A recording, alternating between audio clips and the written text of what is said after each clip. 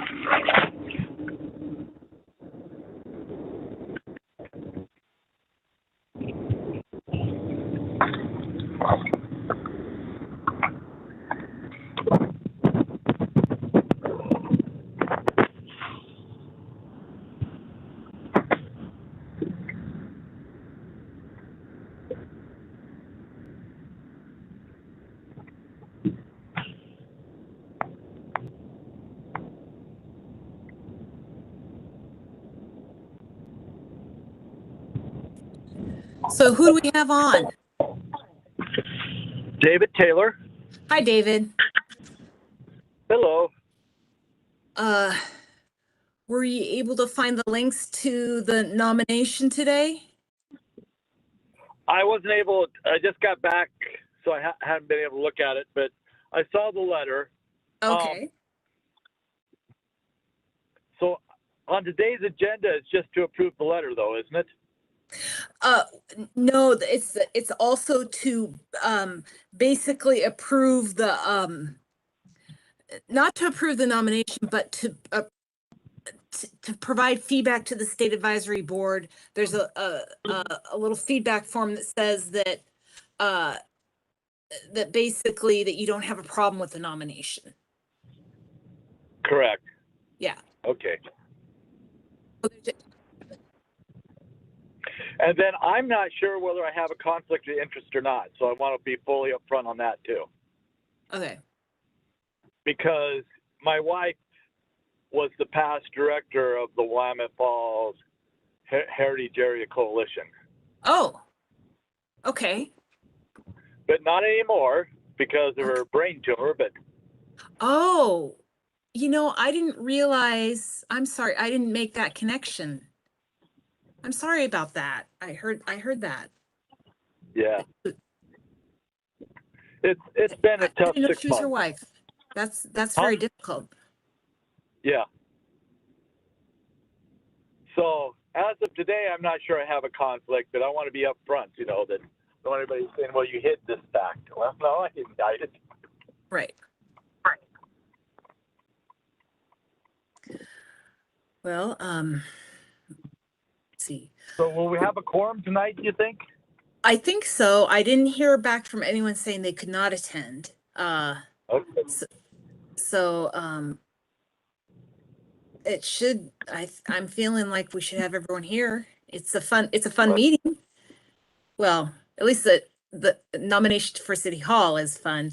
The code amendments might be a little bit dry. Yeah, and I actually will have to jump off the meeting at that point because I've got a Willamette Falls, what's it called? Foundation meeting operations tonight too.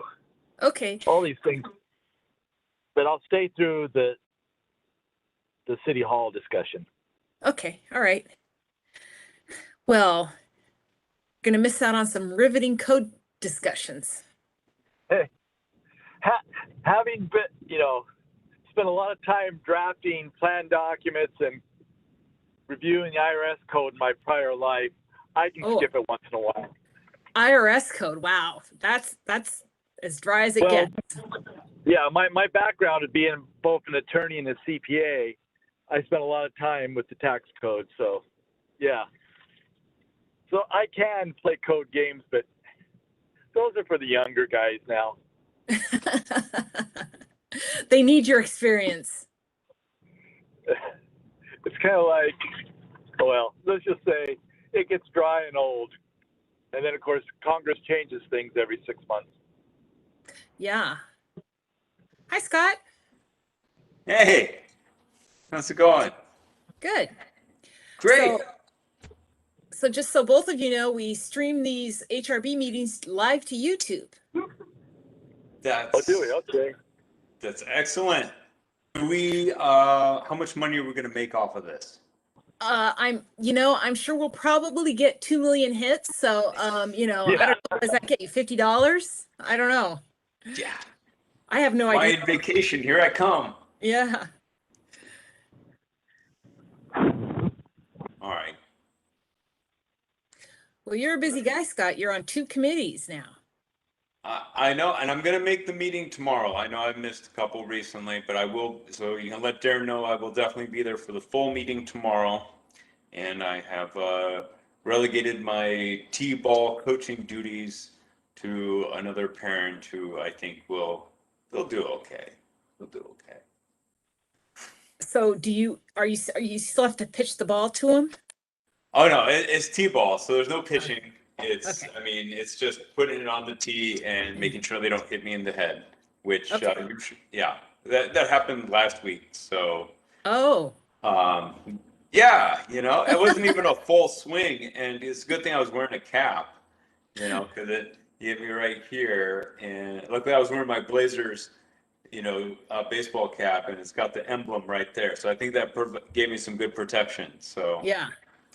go Blazers. They're good for something, right? That's Yeah. right. They're in the playoffs. I got to start my online streaming expensive service just so I can watch a few basketball games. So I got to start doing that now. Yeah. With all this online streaming, it actually is costing more to watch TV. I like to give myself a pat on the back because I saw all this coming like 15 plus years ago.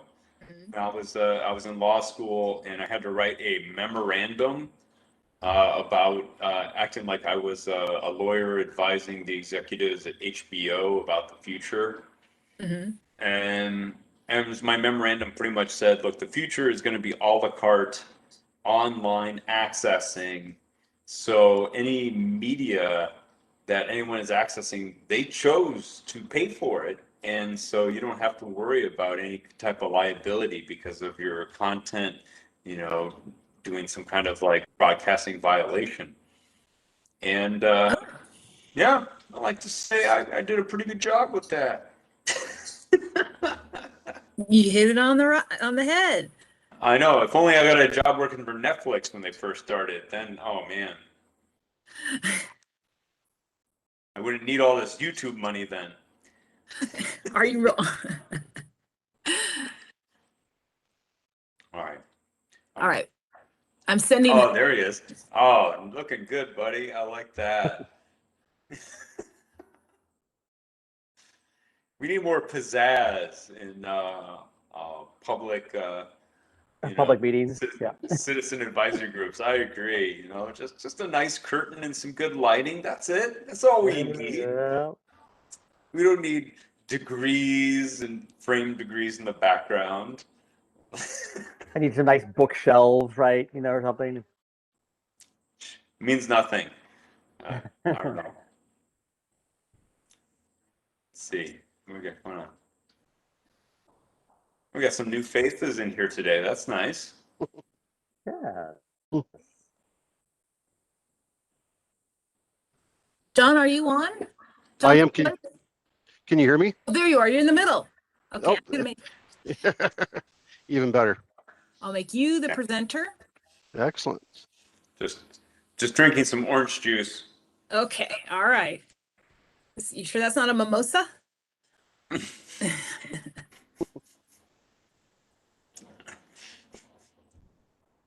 I'm on the record. It's orange juice.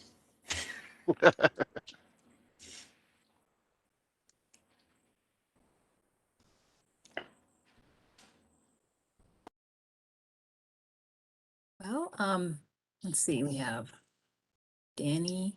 There's Darren. So we have 3 board members so far. 4 board members. So I guess we do have a quorum. But it's only 6:01, so we might want to wait a couple more minutes. agent. Oh, okay, there we go.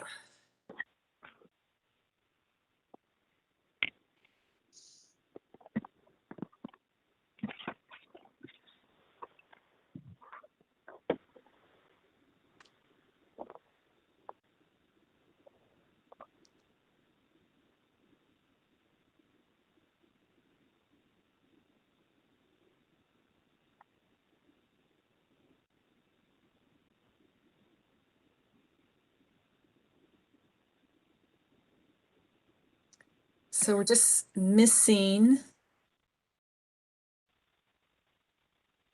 Danny's there. Who is David Taylor's 503? Agent Dawn.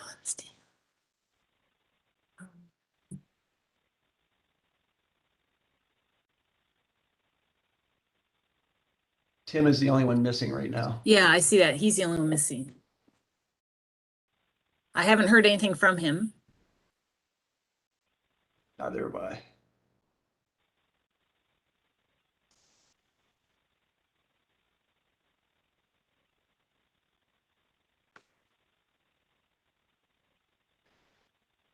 We want to start with Adam and see if he'll join us. I think that would be appropriate. Well, it's 6:03 if we want to officially call the meeting to order. And then we can take roll call. I can start out. I'm Danny Schreiber. I am board member with the Historic Review Board.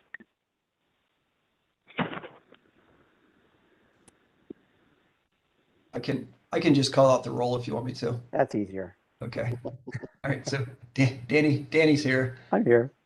All right. Tom Watton. Here. All right. Scott Irwin. I am present. All right. Let's see. We got John Steele. Present. David Taylor. Here. And Richard Nowacki. Present. All right. Excellent. And then I'm Darren Wise, planning manager, and got Lynn Schroeder running the meeting. And then got John Floyd, who John is the new planner who will now be the liaison to the Historic Review Board. So I'm going to step back from my role here and let John take this over. And then we've got Kristen Miner with us also, but she can introduce herself when we get to her topic of expertise. So with that, I'll let Danny and John take it from there.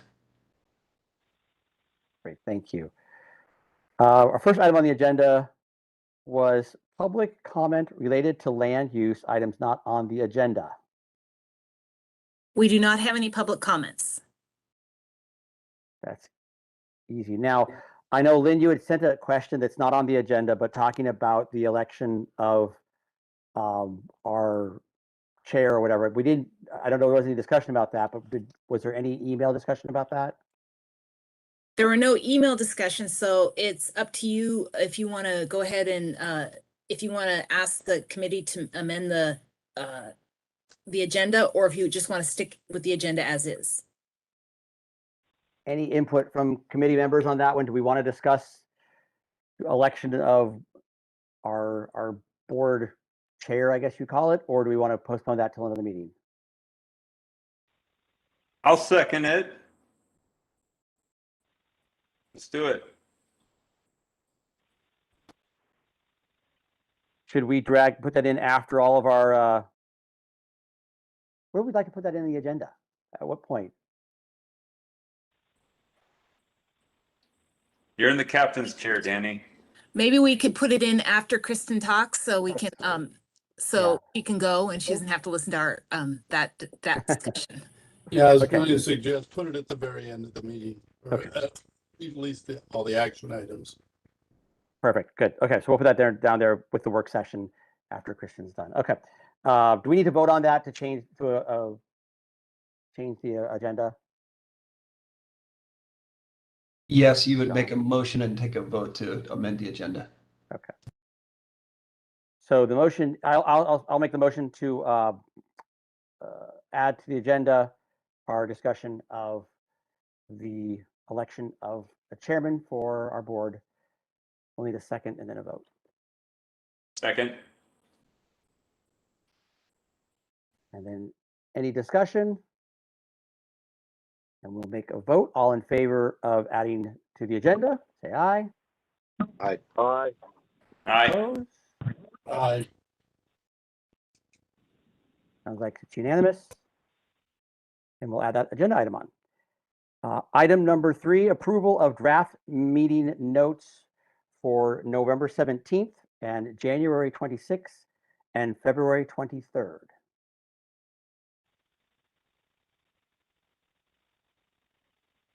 Those were emailed as well as mailed in the packet. Although I noticed in my printed packet one, there was a couple pages missing, but they were on the website. Did they print on both sides of the paper? It didn't on that one, no, but it was on the website, so I just looked on the website. Although the link on the website was not correct for the January issue, but that's okay, that was in the packet, so. Between the two, it was there. I move that we approve the minutes for November 17th, January 26th, and February 23rd. I second that. Any discussion? Then let's vote on approving the draft minutes for the November, January, and February meeting. All in favor, say aye. Aye. Aye. Aye. All opposed, say nay. The draft meeting minutes are approved. Our 4th item on our list, Historic City Hall nominations, and I think Kristen Miner is here to present on that. I'll turn it over to you, Kristen, and to John on that one. All right. I hope everyone can hear me okay. My name is Kristen Miner, and I was very happy that the city of West Linn reached out to me to ask me if I was interested in writing the nomination for your historic city hall. Maybe I'll just tell you a little bit about myself. I've only had my own consulting business for a couple years now. But before that, I spent about 10 years doing historic preservation work at an architectural office here in Portland.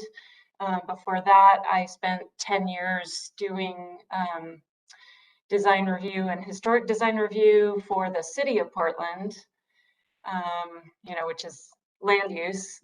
And then before that, I spent about a decade as an architect in various locations, first in New York City, and then when I moved here to Portland as well. So I've had sort of a long and varied career, although, it definitely seems like everything builds on everything else, as we all find out when we get older. It's kind of fun to do it that way. What else? Oh, and I am the chair of the Portland Historic Landmarks Commission in Portland, Oregon. So I commend you all for doing this volunteer business, which can get overwhelming. So really, it's good to see familiar, sort of familiar procedures and all of that. So I have prepared just a little very quick PowerPoint, and why don't I go ahead and just launch into it, and then because it is fairly quick, maybe you could just save questions for the end, and then I could just kind of stop sharing and try to answer any questions or comments that you have. So let me see if I can share my screen successfully. Let's see here.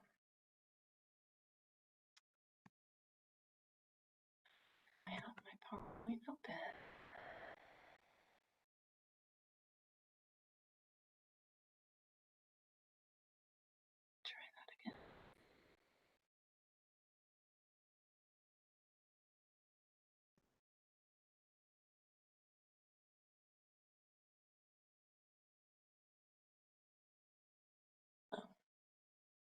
No, sorry. Sorry, this is my first time on WebEx. Do you need some guidance, Kristen? I'm just gonna try it one more time. Should just let me share my screen. There we go. There's the PowerPoint that I need. Okay. Can you see the screen? We can. Yes. Yes. Great. Okay, we're in business. So I've started with contemporary photos of the building. I don't know how familiar you are with it, and if you've actually been inside, it's been vacant for a little while, so I would not be surprised to hear that some of you have never been inside. The building is in a very prominent position, and I'll be talking about that a little bit more. It's, as you can see by this lower left-hand photograph, it is the first thing that's visible as you cross the arch bridge coming from Oregon City. And it also faces, in this upper left-hand view, you can see that it faces straight on to Highway 43, Willamette Drive, as you come towards the arch bridge. So it does sort of two things, depending on which side you're coming from. Just a few other things about the building. It had a fairly modest addition on the back of it, which you can see on the upper right-hand image.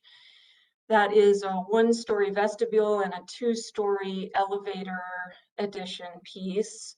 Those were kind of required. Well, the elevator piece was certainly required by ADA, and then the entry addition was required to really make that all work out on the interior. So the entry was no longer kind of on the front, facing the street. Instead, it's around the back. However, the good thing about the addition is that it really is confined to just the one facade of the building, the one rear facade, and the alterations on the other sides of the building, I'll be talking about a little bit more as we get into the presentation. I'm not going to talk about the interior too much, but it does have several rooms that retain the original mahogany finish, and you can see that in the lower right there with those arched windows that all have the original woodwork. Yes, there are a few penetrations and things like that, but in general, it's really nice to see some of those original finishes. So first I want to talk a little bit more about the site, and I already, and I should explain what we're looking at here. This is a let's see, it was done before the building, so I'm going to say 1928-ish map of the site area, and the upper building that you can see in yellow is what was originally the home of the West Linn City Hall. And that was an old depot building. So you can see running kind of left and right across the screen where it says, well, if you can read it, there's the location of a railroad, right? And that was a pretty small railroad, otherwise called a trolley. And there was a depot building built with a shed roof extending right over those tracks. And that was the location of the original West Linn City Hall meeting room, starting in about 1913 when the city was actually founded.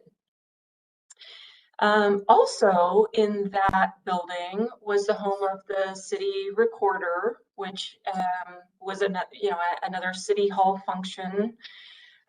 So kind of important that these all took place in such direct proximity to the building footprint, which you can see in blue right below it. Another use that I want to mention is the city library, which was established actually first as a private library run by the Crown Corporation, and you can kind of see the footprint of what used to be the old inn. And let's see, it's a little hard to read, but I'm not sure if I'm going to be able to show you. I don't think my cursor is going to show up when on your screen, but just below and to the left of that blue footprint of the current City Hall is the old inn building, and that is actually where the first library was established. So it's interesting that all of these functions, you know, kind of started out in this little area right next to the end of the bridge and all ended up in the West Linn City Hall building. So here is an image, 1938, I believe, just a couple of years after the building was first constructed. And you can see, of course, off to the left is where the bridge curves away from us and is leading across the river there. And then on the right is the building itself. So just some, you know, some quick statistics about the building. It was constructed in 1936 using PWA funding. And for those of you who don't know that much about all of these, you know, kind of Roosevelt era programs, the PWA was really one of the first programs that was put in place to assist workers and cities and municipalities with the impacts of the Great Depression. And the PWA actually gave kind of private firms and governments the money to hire, you know, existing firms or contractors.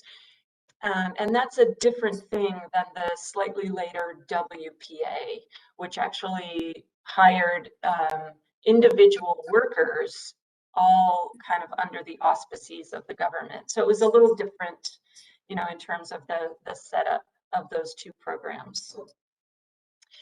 The architects of the building, a Portland firm, two brothers named Clausen and Clausen.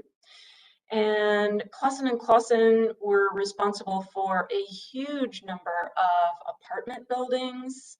They also did a number of schools, including one here in West Linn, unfortunately since demolished, although the gym, I believe, is still standing.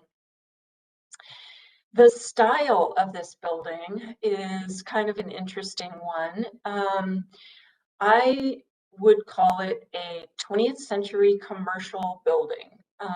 That's a pretty, you know, it's a kind of a Main Street typology of a building, which has ground floor storefront and then another use, whether that's offices or sometimes residential on the upper floor.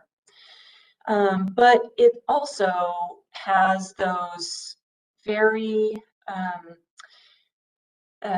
stylistically different, I'll say, arched windows. And those come from another sort of more revival type style. I would call it Mediterranean revival in this case. I know many of you have probably read the there was a survey, a nice complete survey done of this building about 5 years ago, 2017 or so. And the firm that did that survey called the building Beaux-Arts in style. So you may have questions about that. I definitely don't feel that the building belongs in Beaux-Arts style. Although Beaux-Arts definitely does use arched windows, and arched windows sometimes in, you know, in groupings like this, like the 3s and 2s that you see around the building. It also is always paired with a lot of ornamentation. So there tends to be, you know, garlands and swags and kind of, you know, other sort of classically derived ornamentation. So I definitely stepped away from that and said Mediterranean Revival is the way to go. This building is so kind of strict and simple. It's definitely kind of a Depression era version of Mediterranean Revival. Some other interesting thing about the building is that it was planned from the get-go to be not only a municipal use, but also to have commercial tenants. And I was not able to find a single other building of this era in Oregon that incorporated municipal uses that also had these types of commercial tenants. So I thought that was a pretty interesting component to the building. And it also enabled the building to have more flexibility, which is certainly a good solution to the Great Depression. You don't want to totally put in uses that you don't know if you can sustain, you know. So having the ability to kind of rent it out to different commercial groups, or for instance, the post office, which was another tenant, you know, that paid rent in the building. And then over time, the building did take on more municipal uses. So by the end of its life, or its useful life, it's still standing, luckily. But by the end of the period that it was occupied, I should say, it was entirely occupied by the police force, or the police department in West Linn. Okay, moving on. I wanted to address integrity here on these couple of slides, or really just one slide, although I'll talk about it a little bit more in the presentation. There have been some other things that have happened to the building over time, in addition to that large addition that I talked about in the contemporary photographs.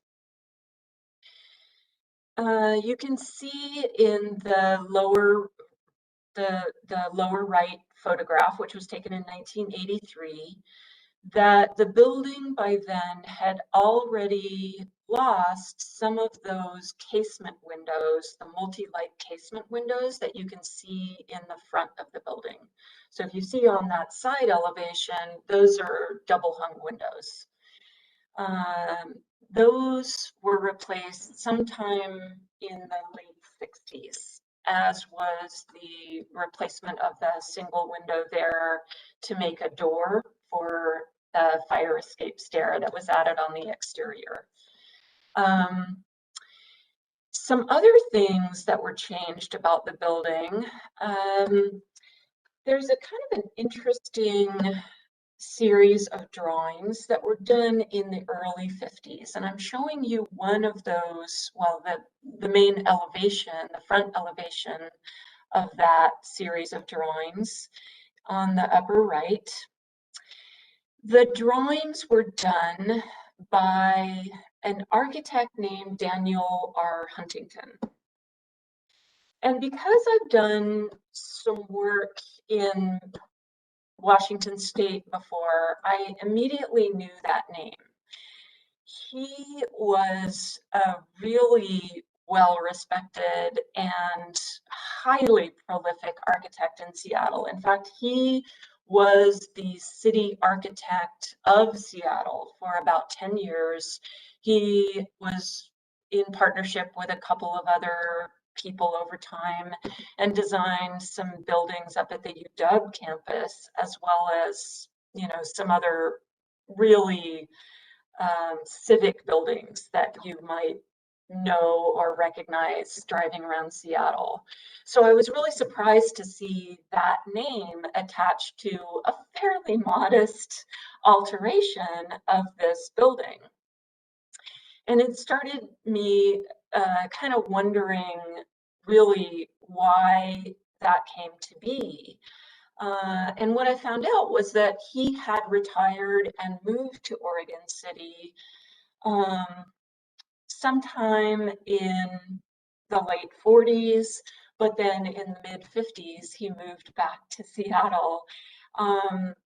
And so the city just happened to be the beneficiary of this, you know, pretty impressive design skills for, again, you know, a fairly modest alteration.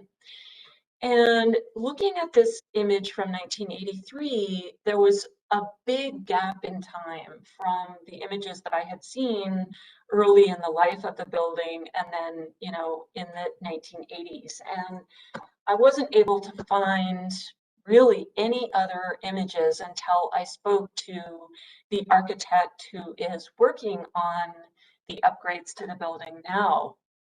And he told me about a YouTube video he had seen taken from a series of, it was called Route 66, a television program.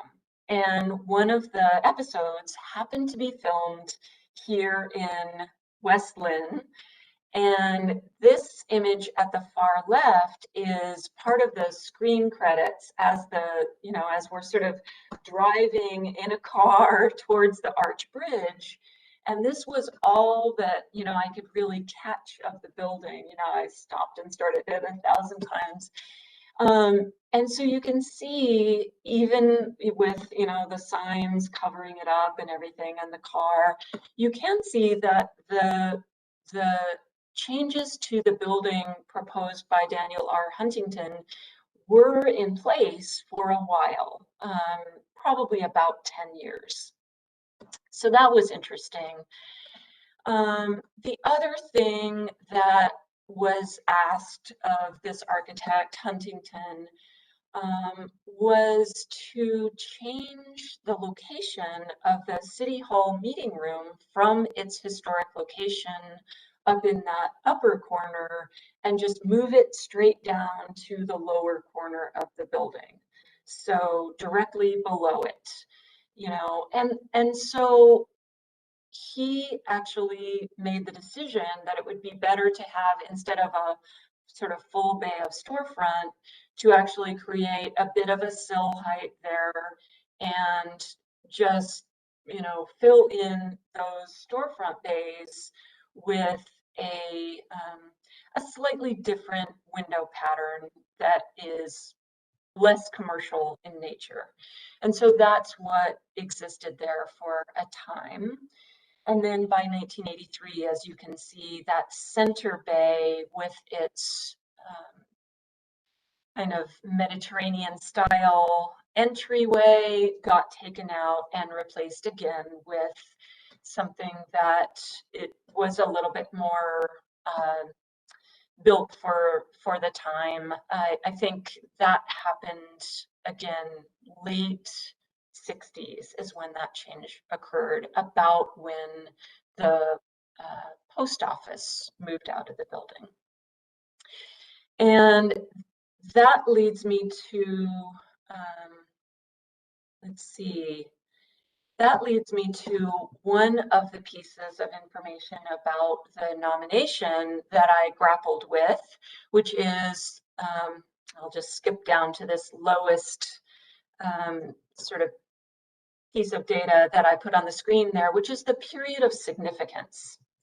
So the period of significance for the building, I initially said, when I turned the first draft into the State Historic Preservation Office, I said it was 1936 to 1971. And I set that date initially because that was just sort of an arbitrary date 50 years ago. And for any building that you put on the National Register, typically 50 years is the kind of cutoff for, you know, unless something is really exemplary or, you know, that perhaps there are other sort of outstanding reasons, you know, to go beyond that 50 years. But SHPO said they didn't think that was a good enough reason, and they wanted me to go back and look at that period of significance. So I did do that, and I ended up with the period 1936 to 1964. And what that period represents is 1964 was really the last ground floor tenant of the building, because that is when the post office moved out. And although the building still retained municipal functions at that time, the initial sort of, you know, design of the building and its initial uses as having, you know, all sort of tenanted spaces on the ground floor and then city uses above, seemed like that had really come to an end, that period, you know, was no longer in play. And you know, so we'll see if the SACHP, so that's the next group that is going to be reviewing this nomination. And that the acronym stands for the State Advisory Committee for Historic Preservation, so the SACHP. And they will certainly be asking me questions, and will have, you know, reviewed any support that they have received from you or from other groups. And if they have concerns at all about the nomination, they're going to make me, you know, revise it a little bit before they turn it into the National Park Service for its final yay or nay. So let me go ahead and cover some other things about this slide, since I kind of skipped ahead here. I wanted to show you on top is the first floor plan and second floor plan of the building. And these are pretty much as built. So you can see the first floor plan has essentially 3 long, narrow storefronts.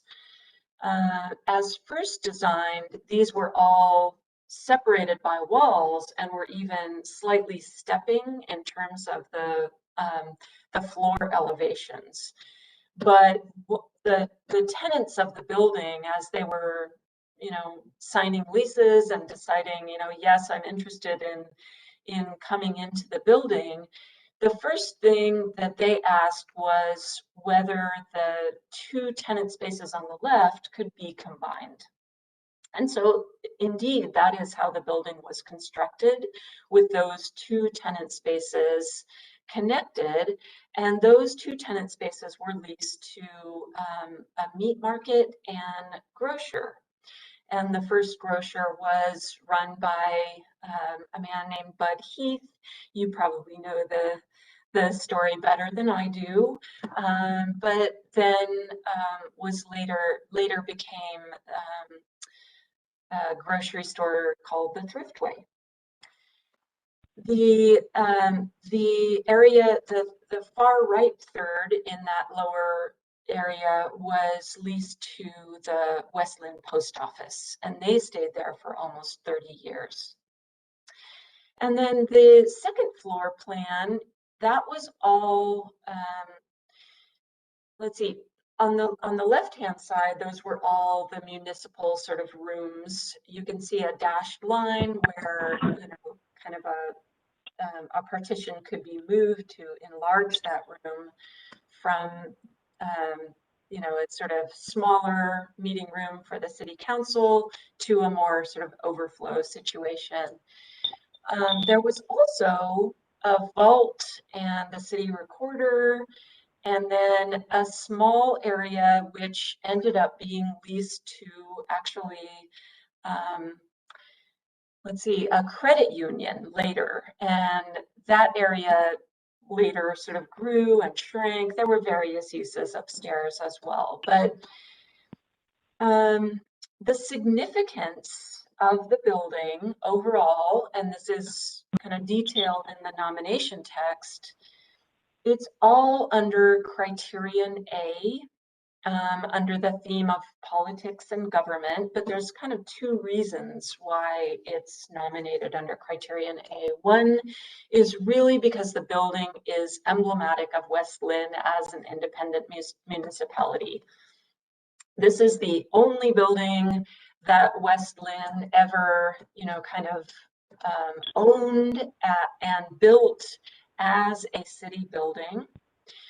It also, as the second reason it's not under criterion A, it's representative of Oregon PWA projects of the Great Depression. And so it's one of, you know, kind of a, oh, there's probably 15 somewhat similar buildings of the same era that contain, you know, municipal functions of a small town. And I was interested in the comparative section of the nomination, kind of lays out another, you know, a whole bunch of those other buildings across Oregon and how similar and dissimilar they are to this building. Integrity, again, you know, it's not great because of the changes to the exterior. The changes to the interior are actually more sweeping.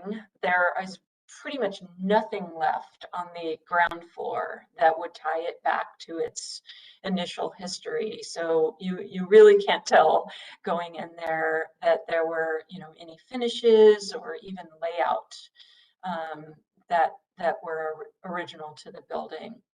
But as I said, the second story still has some rooms that have those early finishes, and you can see those in the stairwell, and then in the main, what was the corner meeting room for the West Linn City Council. And despite the fact that I cast a wide net for these other WPA projects around Oregon, I set the level of significance as being local.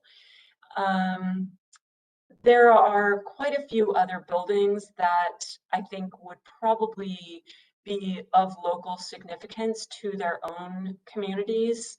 And so, you know, because there are a number of them across Oregon, I think this falls in that category as well, of being significant, certainly to West Linn, and really one of the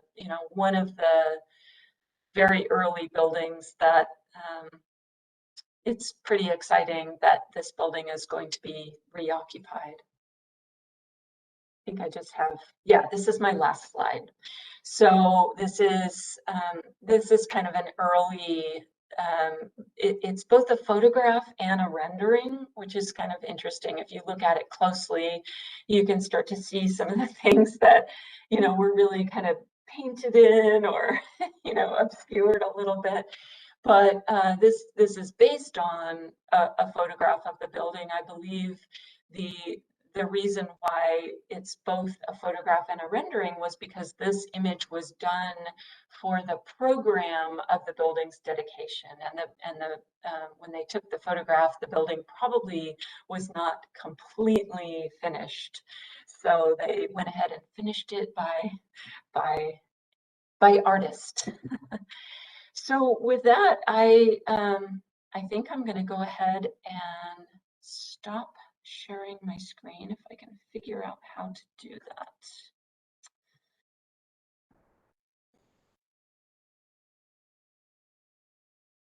see.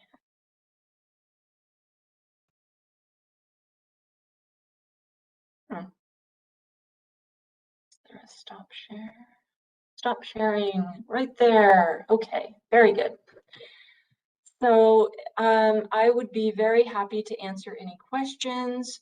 There is a kind of a form that comes to you. You may have done this before, I don't know, but for other nominations, this comes to every local CLG, and the SHPO asks for your opinion if you've read the nomination. Even if you haven't, you certainly have time to do that and fill out the form. But the purpose of the form is really for you to give me feedback and give the SACHP some feedback as well. So it's hopefully something that you support, and if you have any knowledge that could make this nomination better, this would be a great time to include that, in the form or your comments with the form. If I missed something and need to correct it, you can certainly, raise that while still supporting the nomination. So with that, I'll definitely open it up for your questions. If it's possible, just to jump in here for 1 second, just to clarify the form, this was mailed out. Oops, I'm blurring here a little bit. It was emailed out to the HRB this afternoon. So apologies for the late delivery on that. And then Kristen, could you speak to the timing of the next meeting about this? Yes, thank you. Thank you for reminding me. In fact, I was going to make a slide about that, and I totally forgot to do that.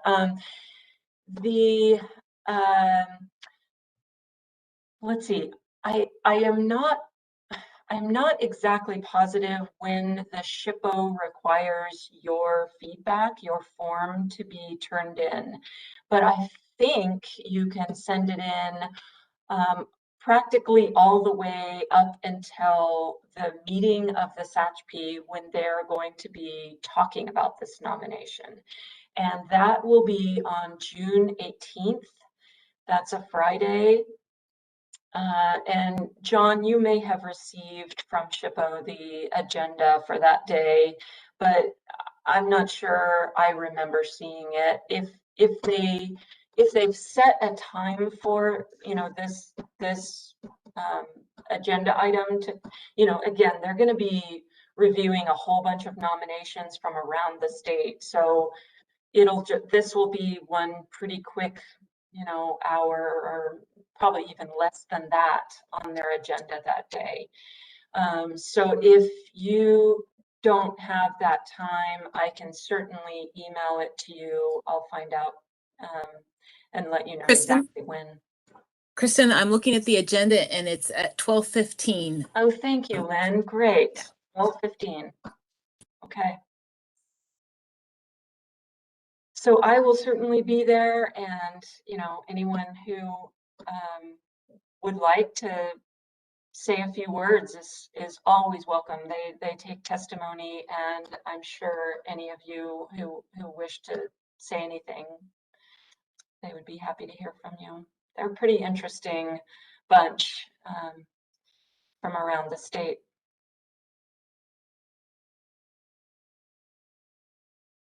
And to follow up on that, that's the next step in this process. And assuming that it is going to be supported by the SACHP and forwarded to the National Park Service, there's a little gap in time between when that happens. So I typically would have a couple of months to pick up any edits that they suggest, or clean up anything, if they want me to go find another photo, whatever it is. So it will go to the National Park Service, keeping fingers crossed, in probably end of August, something like that. The National Park Service then they put it out on their website and ask for public commentary. That's about 30 days, I believe. And then they have 45 days to decide whether or not it, goes on the National Register. So we'll probably be finding out like January, whether this building made it or not onto the National Register.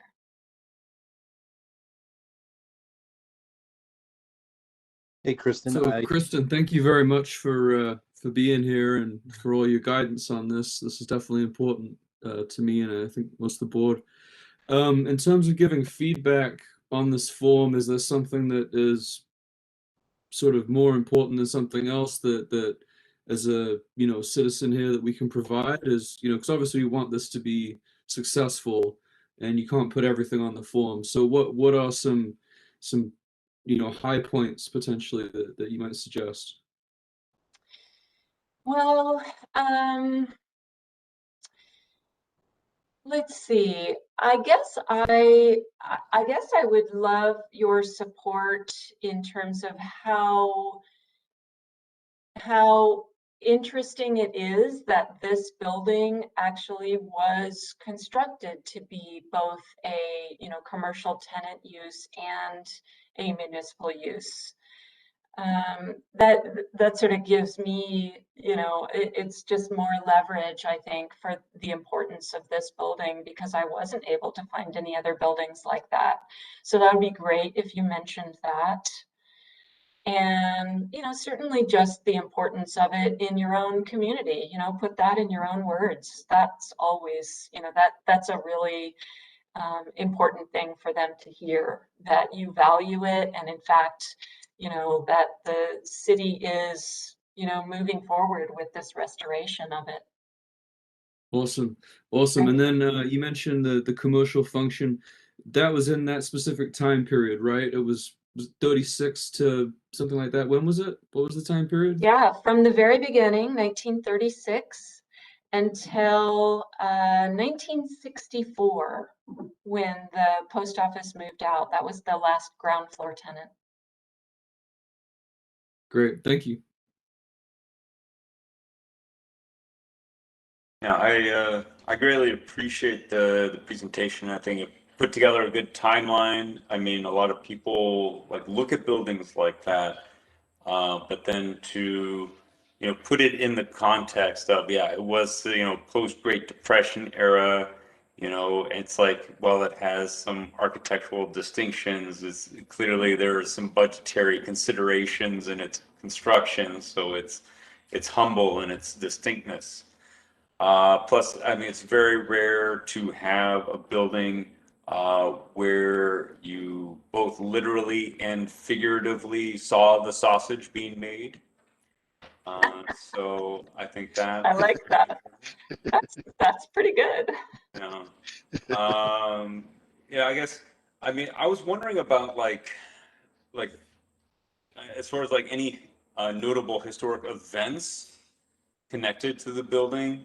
If we could, I'm not sure if we could do some more digging into that, so we can, that way we can say this isn't just a building; it's a physical manifestation of this. Like when whatever decision or whatever famous mayor did something, I'm not sure if that matters to SHPO or anyone else who has discretionary powers here.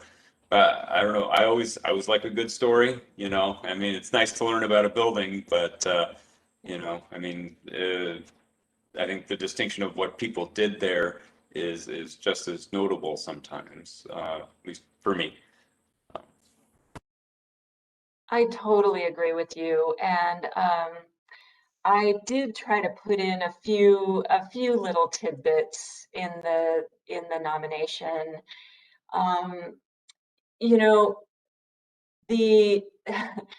It was interesting. The more recent occupants, the police bureau, I wasn't able to find much about the police bureau, and I was able to actually find out more about some of its earlier tenants. So I just found that really interesting. But there was, let's see, what can I tell you about? Well, it's good that you mentioned the mayor, actually, because the mayor was really instrumental in getting this building constructed during the Great Depression. I think he was a pretty interesting guy, Hammerly, who, of course, a park got named after him, and you all know his name. But he served not only as the mayor for something like 20 years, but also as chief of police for, about 8 years before that, and as city council member before that. So he was sort of like a one-man show almost. He was really a go-getter. And I think, taking advantage of a program like this deep in the depths of the Depression says a lot about somebody who's willing to take a chance on his community. So I definitely agree with you. There are quite a few, interesting stories that came out, and I'm sure there's more that I could find if I kept digging. But I hope you did get a chance to read through the nomination. Kristen, I did. I read the whole thing, all 48 pages. Thank you. It was honestly, I know there's some pretty pictures in there, but it was very, very, I thought it was very in-depth, very interesting. Your list of places where you found information was pretty incredible. Back to what Scott was asking, did I hear you say that Thriftway was kind of that was kind of like the first Thriftway starting point sort of thing? Because in Oregon, That's right. I mean, I grew up here, and Thriftways, I know that a few of them have dropped off over the last decade, but Thriftways they're a big name here. They have been. Yeah. So I think that one would fall under what Scott was asking about. That's kind of a big deal. What else? Yeah, no, I think I think you've done a wonderful job laying this thing out. It reads really well. I mean, like I said, to sit and read through the history like you put it, sometimes it doesn't keep you on the paper, but you did very well. So thank you for that. I appreciate that. I do think that I could emphasize the history of the Thriftway a little more. It's in there, but maybe just in passing. And you're right. This was the flagship store. This was the first one. So that definitely could be emphasized. I like the fact. So I grew up here, and I'm not going to tell you how old I am, but I'm old enough to remember to go with my grandma to the West Linn Inn for Sunday lunches, and that was just down the street. And in your documents, you stated that that's where the original library was, right, in the inn. Is that right? That's correct. So that kind of ties, and that place. I mean, that place was unbelievable before it was taken down. But no, I think you've tied really well. I'm not sure how else, what else I could see going in there. So thank you again.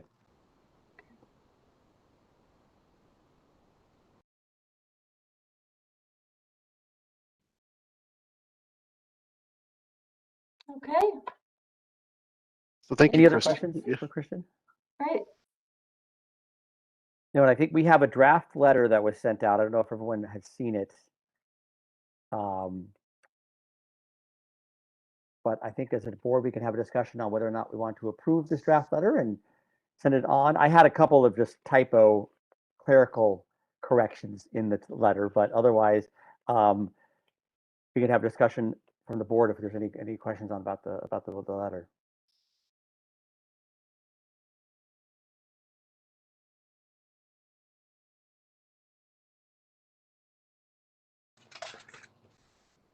My typo corrections. Is it, John, would you be the one who would take care of that, or is that Lynn? Lynn, okay. Well, either one of us. So. Okay. First paragraph, first line. typographical thing, but listing Westland Historic City Hall, listing should be a lowercase L because Okay. it's not a proper term. Same paragraph, last line. We need to correct the tenses on that last line where it says it demonstrate, I probably could be demonstrates or demonstrated, civic pride and served as a tangible symbol. So we need to decide if are we going to be past tense, present tense, active on that sentence, just so we're consistent. My suggestion is it's demonstrates with an S, civic pride, and serves with an S still as a tangible symbol of Westland reaching a certain size and maturity. So we keep the building alive and active. We're not taking it past tense. The building, unfortunately, is still there. It's not gone. That was the only thing that I saw in there. Unless we wanted to add some more emphasis about its public-private partnership, the shared use of its original content. There wasn't a lot in that statement. It was mentioned as it served as an early grocery market, but we didn't put anything in here as its purpose as a public-private partnership from the get-go. Does the board think we should add that a line or two about that?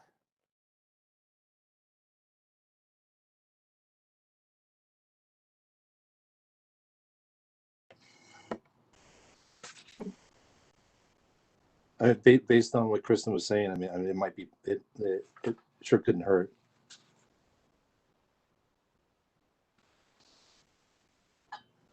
Perhaps in the third paragraph might make sense there. That would make the most sense, I believe. Yeah, where it says in addition to like architectural interest, Stark City Hall Service Center, and we can maybe even add it at the end, serving as a public-private partnership. Or maybe right before that where it talks about its history and its prominence as a gateway.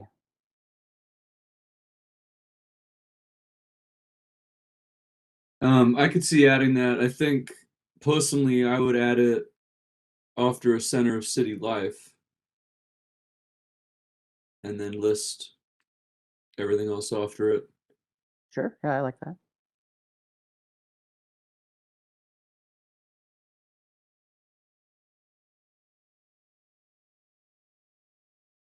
So just to confirm the draft here, so it would be, let's see here. So Historic City Hall served as a center of city life, and then what were the words you were imagining, Richard? Well, I think Danny had the exact words, but if you're talking about a partnership, Yeah.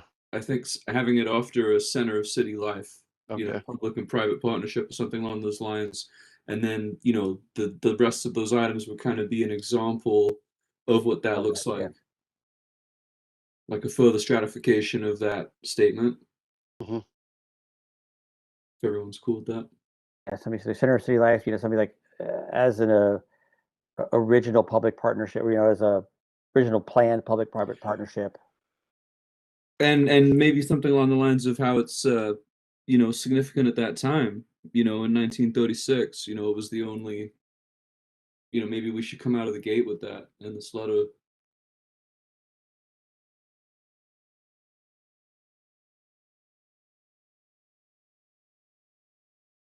In addition to architectural interests, Historic City Hall was unique in that it served as a center of city life and public and private partnership. It was unique in its time as it served as a center of city life and public and private partnership, housing, et cetera, et cetera.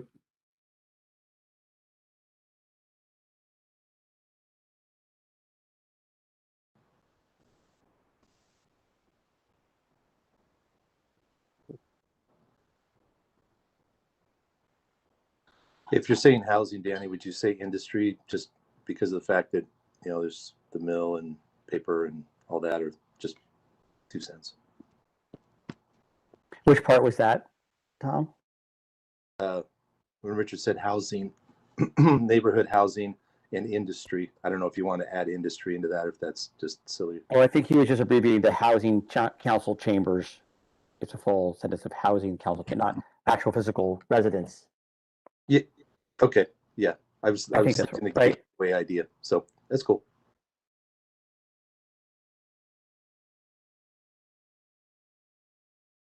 Colleagues, if it's okay with you, I think I'm going to go ahead and jump off this meeting. Unless do you need me for I don't continuing? Okay, think so. very Thank good. you. This was great. Great information. really- My only one suggestion I was going to say, I didn't see the rendering image in the documentation. Was that not in the 48-page thing? I didn't see it. No, I didn't include it I because think you it's should. not really accurate. You know what I mean? It's interesting, but it's not, you know, a I think historic. if you put it in there as, I mean, again, I think if you put Yeah. it in there as the program, the cover of the program, how it Yeah. was depicted to the locals, Yeah. I think there's some significance in there. I know there's also some images from the original architectural placards and so forth from 1936 that I found. I've seen them before. I didn't see them in this before either. I thought those were significant because it did list all of the different individuals' names of who were part of the original dedication. I don't know if that makes a difference for SHPO, but I thought that would be, again, as a West End citizen, I recognize a lot of those street names as I was looking across it. Okay. But Well, thank that's, you. you know, my 2 cents on that one. I appreciate all of the comments you gave me. I think, you know, those are good comments. So I really appreciate the chance to do this work and meet you all. Good night. Thank you, Kristen. Thank you, Kristen. Thank you for coming. Mhm. We'll cross our fingers for the June 18th meeting. Yeah. So do we need a board motion on the letter, or are we just going to wait till we get it? Well, whatever, how we want to proceed on this one. I believe a board motion would be best now because given the timing of the next hearing, I think it'd be good to do that. And then to include both the form and the letter. And you could do separate motions or the same motion, I believe. Do we need the form signed by, yeah, it's signed by the Yes. chair. So, okay. Correct. Yeah. Did everyone take a look? So this is a form that was sent out. The form has 5 different criteria that they want us to evaluate the application off of, including the integrity, description, significance and context, facts and sources, and supporting material. They're asking if we believe all of those have been achieved, and if so, then we make a recommendation of whether or not we believe that the property should appear in the National Registry, or if we recommend that it shouldn't appear.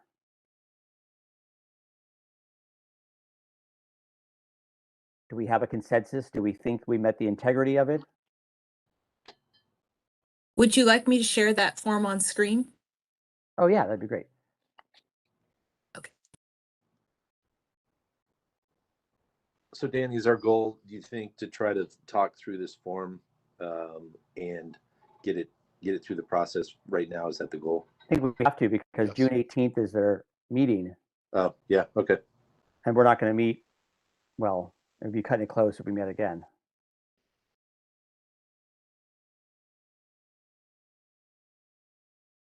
Yeah, it would be 3 days before the meeting on the 18th. So the board would, yeah, the HRB meets on the 15th. Yeah, that would be cutting it close. Yeah. It's not a complex form. It's you know, a couple of, so the integrity, they're asking if we think the integrity of the building meets the criteria, major alterations or additions, new materials, altered setting, has it moved, etc. They're basically asking us, are we okay with that, or we have concerns?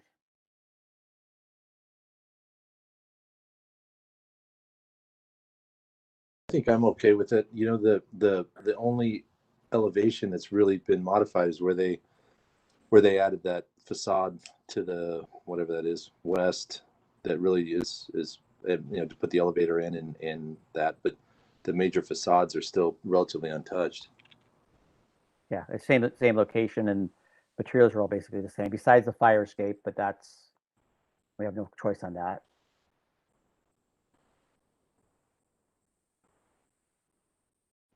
I mean, what, like the window framing work with the bricks? I mean, that's original, and I think that's some very nice original aspect of the building. Yeah. So if we're all in agreement that we can probably check that off as an okay. Does anyone have concerns? Yes. Next one is description. Is the property adequately described? Have contributing and non-contributing features been clearly identified? I think she did a great job defining that. It was very, very clear. Any other reaction or input? No, I have to agree with you. Significance in context. Has the appropriate criterion been used? Has it been justified? Is the context significant in breadth and depth to support the claims of significance?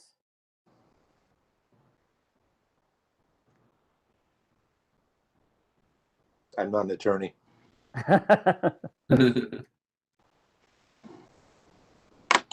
I think it's slightly understated, actually, what she said. I mean, I think, Tom, you brought up a good point about Thriftway. And then, you know, if you talk to the old timers, City Hall and the grocery store and the post office there, that was town, you know, at the time. And I mean, she mentioned it, but I don't know how you can put that in significance, because that was, again, that's what everyone said. That was where everyone went. That was town for the longest time. I don't know how you, I mean, you can say it, but I guess to live it is different.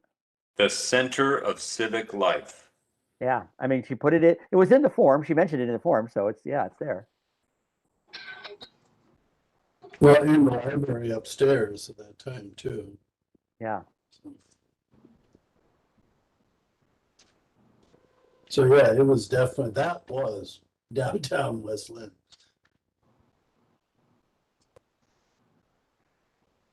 So I think we're okay with that one too. So okay on that one. Facts and sources. Next one was, are the appropriate and best sources used? Are key dates and facts accurate?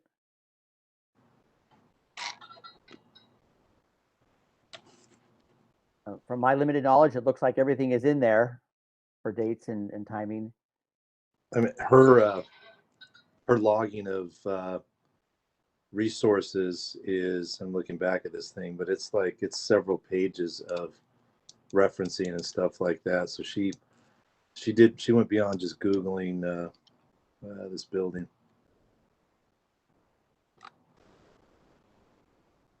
Yeah, she seemed to have used all the data that I've seen floating around before and additional, so it's good to see.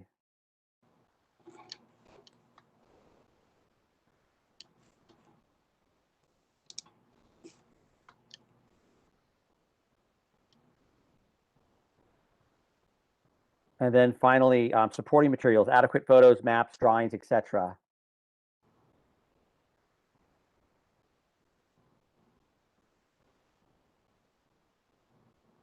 Are we thinking there's enough? I'm always a big fan of more photos, but you know, I don't know at what point does it turn off SHPO and they stop looking at all the pictures of the neighborhood. But probably over 50 pages. So she'd put it right at 48. Okay. No, I agree with you, Danny. But if there was something significant that we could recommend to her that she might be able to slide in there, but that she might have missed, short of that, I think there's a pretty strong amount of referencing and on there personally.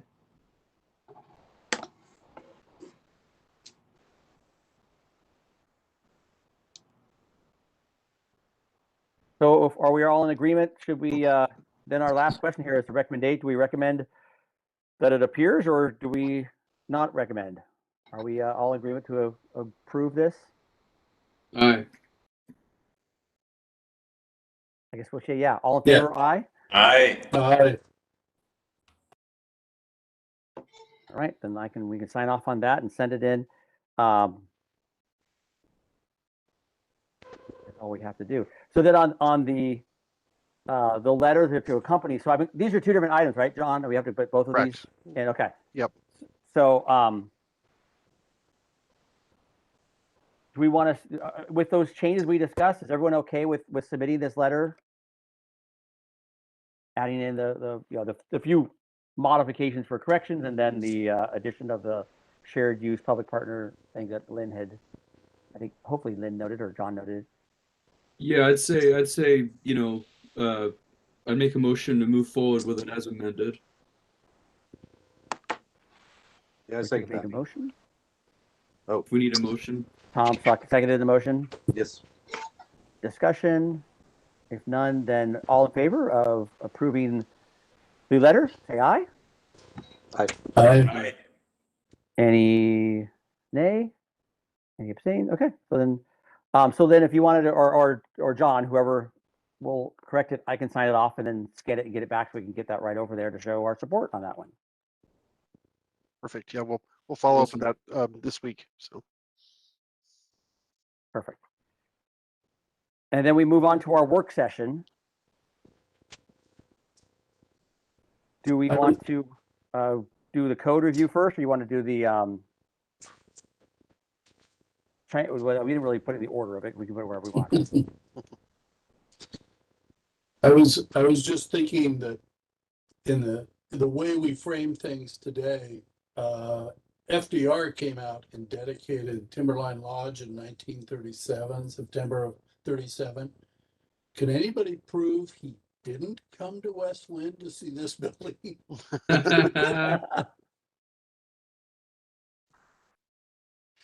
I like how you think.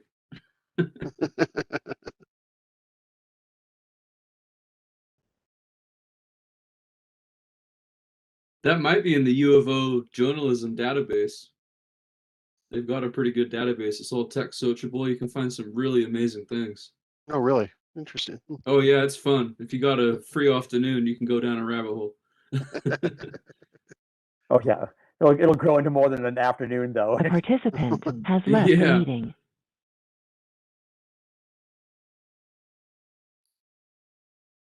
Okay, so John, do you want to lead us in the discussion about the code update? Sure, I can do that. I think before we do that, why don't I just introduce myself a little bit, since you know who you're working with, since we'll be meeting monthly for a while. Again, my name is John Floyd. I'm I'm one of the new associate planners here at the City of West Linn. And so in terms of a background, I most recently come from McKenzie, where I was the senior planner for Southwest Washington. It's nice to be back in Oregon. So I'm familiar with the Oregon land use system, and I worked in Tigard for many years, and I've been in Oregon about 15 years and really like it here. Prior to that, I was down in California for about 5 years, where I worked in and around Monterey County, which has a lot of its own historic resources, and I did some work down there related to some early settlement period resources and a few other sites. They have everything there from prehistory up to mid-century modern, so it's very comparable to what happens up here in Oregon. And then in terms of my educational background, I have a undergraduate degree in U.S. history. I worked in Pennsylvania for a few years doing heritage tourism, sort of converting old industrial sites to sort of tourist destinations, sort of interpreting the stories of the people of the past. And then I have a master's degree in planning from the University of Virginia, where the art planning school is embedded in the architecture school along with the historic preservation program. So had a lot of coursework in historic preservation there. So I just so you understand my own personal perspective in terms of that. So so with that, I'm excited to be working with the HRB. And I started about a month ago, and so today, as you probably saw in my memo, I'm just addressing some follow-up work for Chapter 58. So this project is going to, the Historic Review Code Update project affects a few chapters, but today is just some follow-up work to the work HRB did last April and May, in looking at some potential text changes to these chapters. So my intention is to bring back Chapter 25 to you next month, and so if possible to follow up on some of the work you did last April, May, and November. So it's just planning department has been down a couple planners, so we're catching up a little bit. So we appreciate your patience on that. So included in your packet was version 3 of the text amendments. And so I was really, my comments here were really sort of following up on the conversations that happened in the past. As part of this, I did rewatch your hearing of May 19th, I think it was 2020, to get a sense of what was going on. And I know a lot of time has passed, so I can imagine there may be some new issues, or you may need a refresh. So please feel free to jump in at any time. But I think in terms of this, let's see if I can actually pull this up. I've been using Microsoft Teams for the last year, and now I'm getting to know WebEx here. So let's see.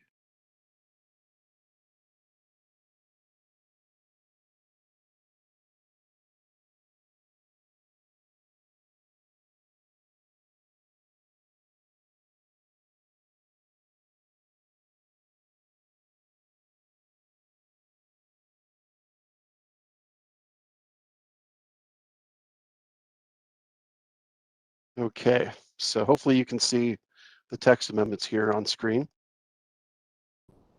And to sort of help distinguish between historic comments and my new comments are in blue. And so if that helps you sort of flag them. So if it's okay with you, I'd just like to jump into my 5 comments, but if the board wants to revisit any areas, just let me know and we can jump to that. So, so just as a refresher, Chapter 58 regulates development in the Willamette Commercial District. And so it's design standards for there. And I'm going to start out on page 5 here under standard number 8 and under facades. And in watching your past meetings, there was a lot of conversation about Western false front architecture in terms of what that means, how specific to get. And so I thought a good place to start would be the creating a definition for potential applicants in order to help them understand the style that's being asked of them. And then I think at that meeting we staff promised you a little more background on the history and the context for Western False Front. And I'm still searching for a really good, concise academic sort of text that sort of will encapsulate that. But in reviewing different sources, some common elements came up. And so I wanted to put forward this sort of possible draft for a definition for Western False Front architecture. And I'll just go ahead and read it. And it says, Western False Front architecture was intended to create visual continuity in a prosperous urban atmosphere during the early settlement period of Western Downs. Defining characteristics include the following. The street-facing facade rises to form a parapet upper wall, which hides most or nearly all of the roof. The roof is almost always a front gable, though gambrel and bowed roofs are also occasionally found. A better graded material is often used on the street-facing facade than on the sides or rear of the building, and the street-facing facade may exhibit greater ornamentation than other sides of the building. So it's been a while, obviously, since we talked about that, but I thought this might be a good starting point to go from. So I'm just curious if the board has any questions or concerns with this conceptual language.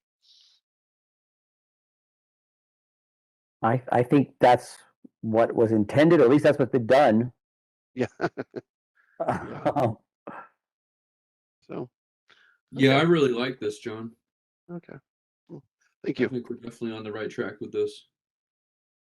Now, I don't know, does that therefore limit the design of the actual roof if we put that kind of wording in there?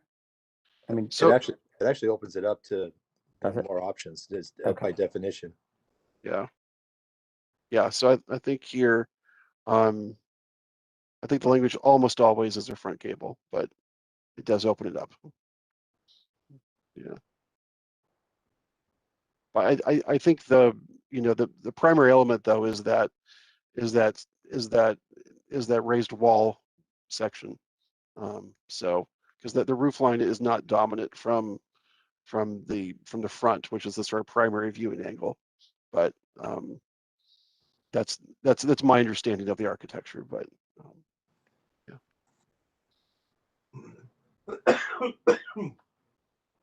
Excuse me. and if the board would like, I can continue to look for concise academic context for this. There's some good materials I've found coming out of places like Colorado, and Bend. I'm just trying to find something really concise and relevant, if just as a follow-up to the May meeting. No, and I think what you're doing is spot on. Our whole goal was to narrow down some definitions or nail down what true words are in definition. So I like what you're doing. Excellent. Okay. So once, does this get integrated into it then? What you've done here, your comments, does that eventually become the verbiage? Is that what we're discussing? Yeah, so the idea here would be that this language would be added as a definition in chapter 2. And so Okay. that way, when someone is reading the code, they can, and they want a concise definition of what's expected, they would go from chapter 58 to chapter 2 and look Great. at that. Yeah. Great. I think this achieves that goal. I really like the definition. Definitely the specificity is what we're looking for. Going to the third bullet, saying a better grade of materials is often used than on the street facing side than the sides and rear. I was I guess on one end, what if someone does use high grade materials for the siding and the rear of the building, and they're like, man, how do I outdo myself now? So I wasn't sure if we wanted to, add a little more specificity to that bullet other than a better grade of materials. Well, I mean, I think we're limiting people to what, I mean, they can't switch down to vinyl because that's not allowed, for example, right? So Yeah. I don't know how far down the ladder they can go based on our existing or proposed code coming. Right. Well, say, for instance, we say, we approve like hardy board plank for the sides and the rear. So then what? So then they use cedar in the front? I mean, how does this translate into actual materials? You could do a higher grade. There's a much higher grade hardy board that is a little more that really looks a lot nicer towards the style back in the day. So that would be a higher grade there. Yes, you could do cedar, I suppose, on the front. I don't think people are necessarily going to chase that bullet point.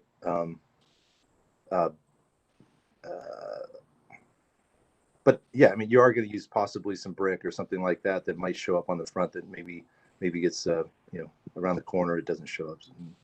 So when we say a higher grade of material, then do we mean as far as like historically relevant? I mean, because brick and cedar wood would be more likely to have been used in the early 20th century than hardy board plank or fiberglass. I mean, do we just maybe add an example saying higher grade materials, including authentic materials such as brick and cedar wood planks? I mean, do we add like that in there? Or is that language getting too specific, or is it good to have an example? I don't know. Yeah. So if I could interject here just for a second, I think the idea for the definition is to help provide a context for the style in terms of what it is, but the actual standards would govern in terms of the design criteria.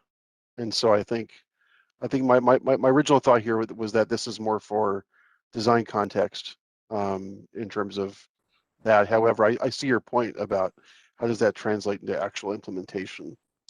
So, okay, I got it easy. Yeah. I mean, it's semantics maybe.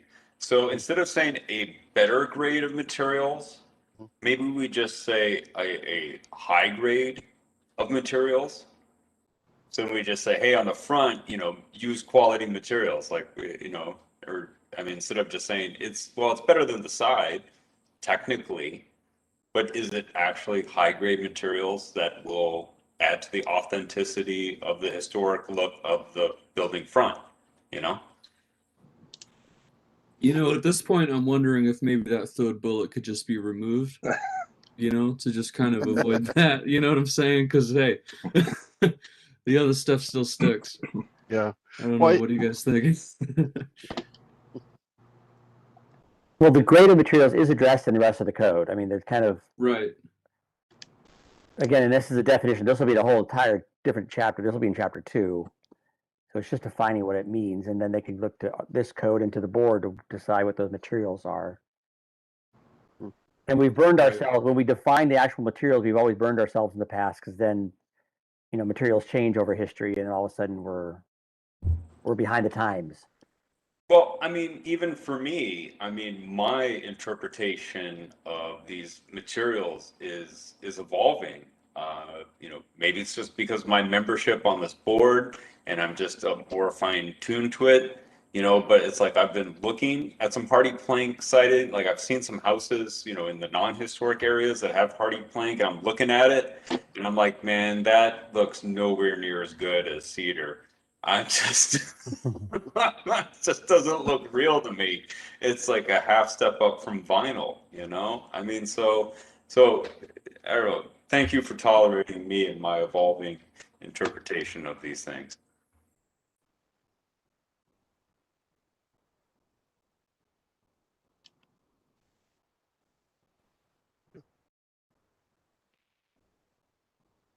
this is helpful. So I can perhaps work on some revised language and, you know, on perhaps some options, you know, for next time to look at. Yeah, John, I think you've done a great job here, and I could go either way with removing that third bullet. I don't know if we necessarily really need that there because it is identified in other areas of, Mm-hmm. you know, our And maybe, language. yeah, I agree with you. Maybe it doesn't fall under a definition. It's classified under, you know, our you know, what we've said in the code for what we allow. Mm-hmm. So I might side with Richard on this concern. Or leave it in and make it parenthetical. Yeah. I mean, just, you know, this is contextual. This isn't the mandate.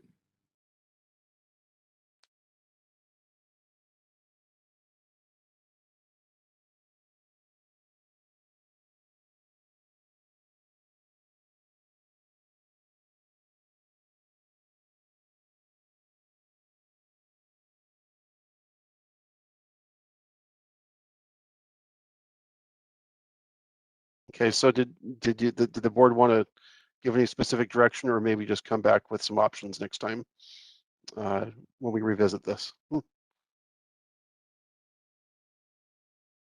I look forward to your creative prose. Sounds good. So, okay, well, if we're done with that, and I'm happy to come back to that. I think, why don't we move on to the next page, which is page 6. And I think my impression of the conversation last May was that there was a lot of emphasis on consistency with chapter 25, and then I think also later on in some of the later points was a consistency of streetscape. So, but in terms of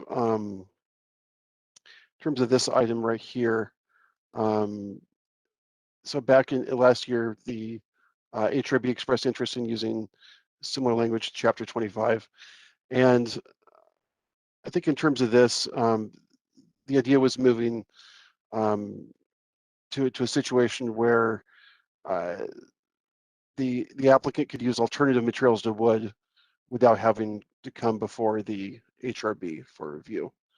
And so there's a lot of conversations about alternative siding, and is it the material or is it the appearance of the material? And so this language here was suggested in terms of, for building materials and orientation, horizontal wood siding or alternative materials that have the texture and finish of wood in 1 inch by inch dimensions shall be used for siding. And then brick and other materials are permitted only by design exception.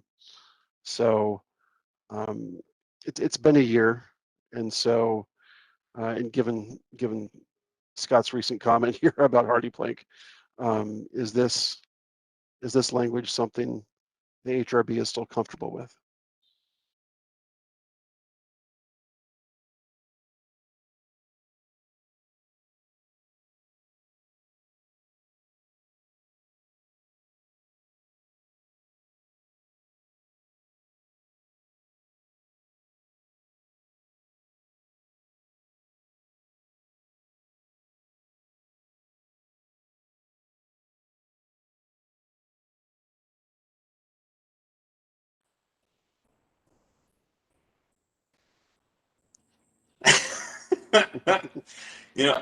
I have to really say that I don't know it.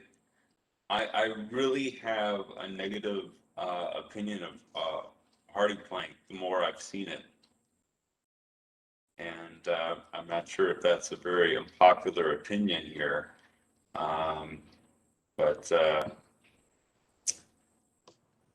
Well, I also have the concern as I'm rereading this, it almost makes it sound like you could use a pressed, metal that has a texture and finish of wood. I mean, it seems like you could. There's other materials. I mean, you could even use a pressed concrete that has a texture of a. We're not saying that you can't use it. As long as it has that alternative material that has a texture and finish of wood, you'd be okay, right? I mean, am I misreading that? Yeah, T111 has a wood look to it. We've let hardy board in, particularly in the commercial zones and stuff like that as well. And it's going to be hard to get rid of it.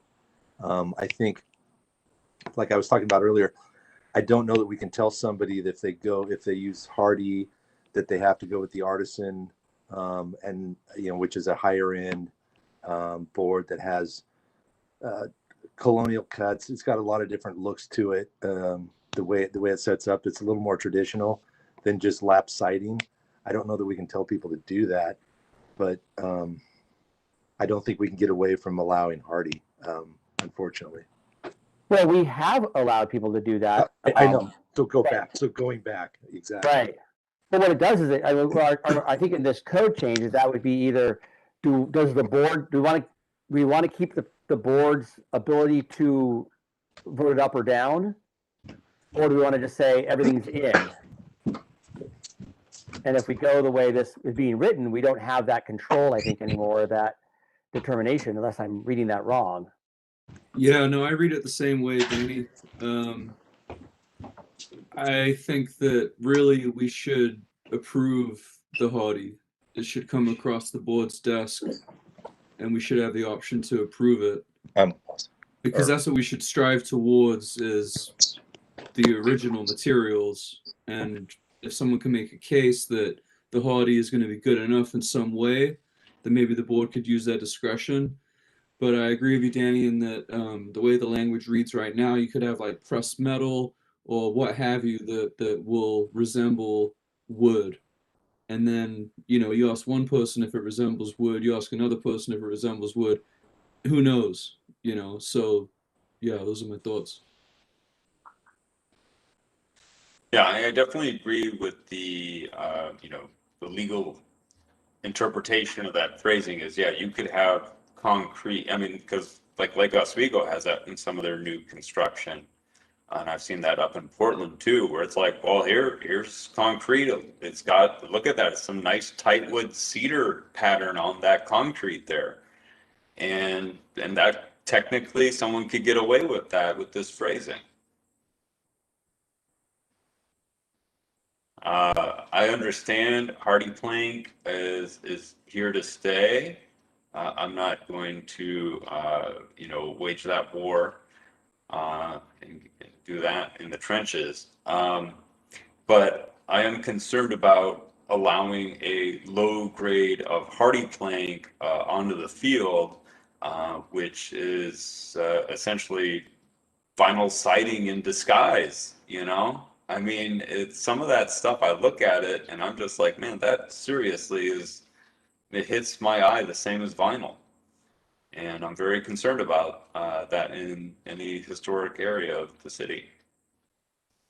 So I like Tom's statement about specifying a higher quality as a standard moving forward. I mean, of course, we're not going to do anything retro here and force people to redo buildings. But I do like the specificity of that to avoid low-grade materials or materials that are non-traditional. Well, you know, as the past, when people presented, they've often brought in the material to show us, so we know exactly what it's going to be. But again, I think if we leave this open to interpretation by the applicant to decide what is an alternative material that's approved, they can just say, well, this is what I want to use, this is what I'm going to use, and we don't get that interpretation anymore as the board. That's my take. So do we want to remove then the comment that we did back in April? Which would be the alternative material to have the texture and finish of wood? Yeah, I'd move to change that language, Okay. be more specific. So for clarification, did you want to remove the language altogether and only require wood, or did you want staff to try and come up with something a little more focused that would specify a material or a material grade or some sort of palette that would be permitted?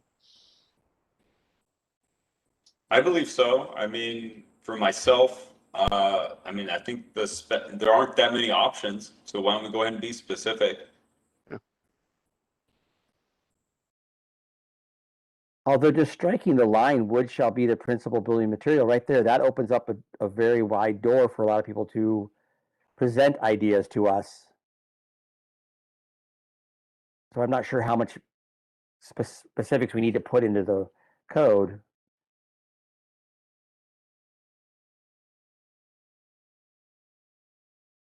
So Danny, are you saying that we'd keep wood shall be the principal material in there, or are you saying? No, I'm saying to take it out. I'm saying if we leave it out, then we Okay. just kind of open the door and say, hey, present to us what you want to try, and we'll see what you get. Because again, I'm trying to be flexible and think of this code, 5-10 years down the road, where who knows what they'll have invented for new materials. And, when someone brings in their new platinum siding, we might say, hey, that's nice, or whatever. I don't know,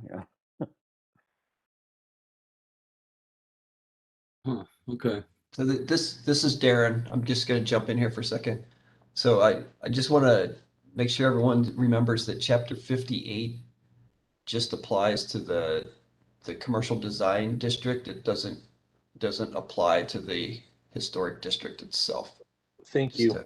Just keep everyone in line. And Yeah. if you remember some of you may have been on the HRB, but the new Icon building, the prominent building on the corner of 11th and Willamette Falls Drive, that has hardy plank siding on it. So that was the most recent construction down there.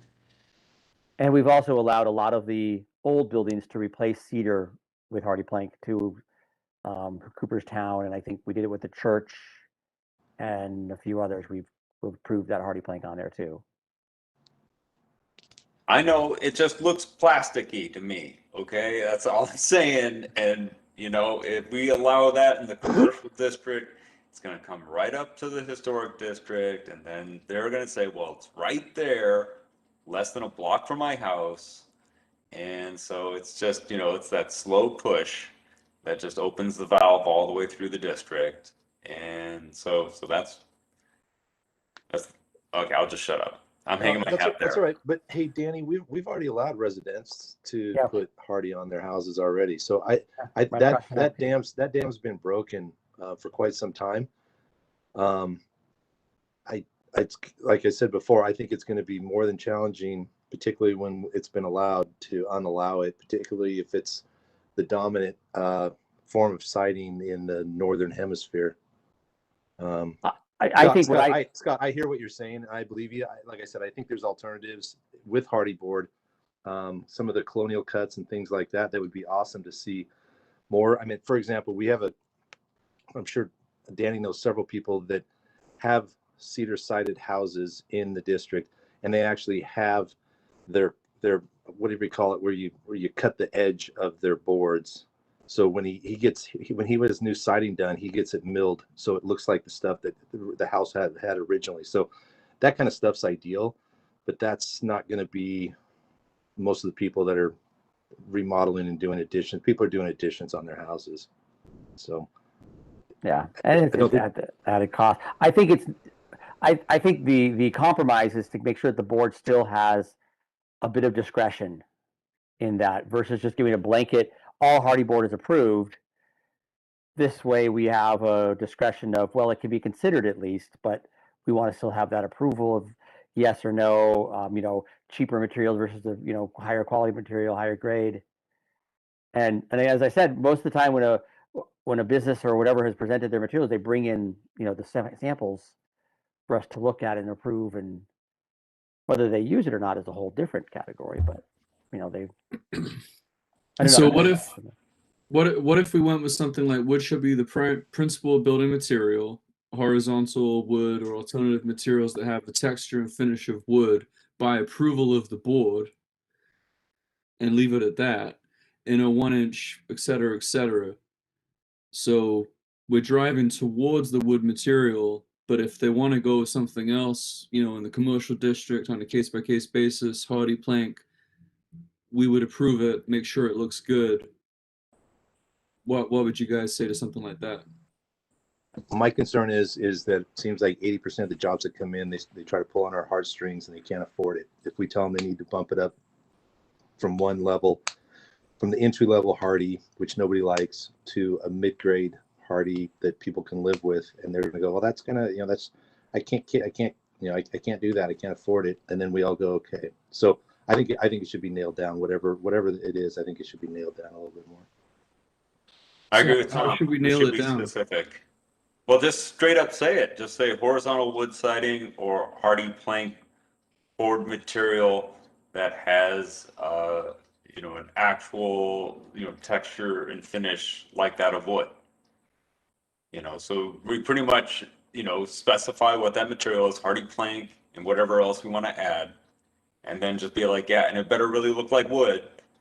Because, because if we leave it too vague, then a future board could have a totally different interpretation. Right. And we're trying to establish consistency through the ages, beyond our lives. So Totally, Scott, and I get that. So if we're going to spell out hardy plank, we should spell out the grade of hardy plank. It must be at this or above. And then if we're going to say alternative materials that have the texture and finish of wood, we should say what they can be made of, so that it's not pressed steel, pressed concrete, whatever. Or we should say that they have to come to us for approval. I was just going to say, So I'm totally cool with saying we have hardy plank, but let's just state that this is the grade it needs to be, if we want to go that route. Yeah, and like you said, make it approved by, it needs to be approved by the board, the committee. Hey, one thing back to the wood grain thing. When I go over to Oregon City and I look at some of the 100-year-old houses over there and stuff like that, they're wood, and I can rub on them and there's no grain on them. You don't see any grain. So, Hardy does a lot of smooth, channeled things. I don't know that wood. I mean, I'm not trying to bring up something completely different, but because I think that the cheesy looking Hardy, which I have on my house, is the stuff that looks like it's trying to look like wood, and some of the cool stuff that's more dated to the century that we're coming from. A lot of that stuff's smooth, so that adds another layer of what are we doing here. But I don't know that the wood texture requirement necessarily needs to be required. But like I said, I don't want to open another can, but we're getting somewhere. Yeah, I can see that, Tom. I could see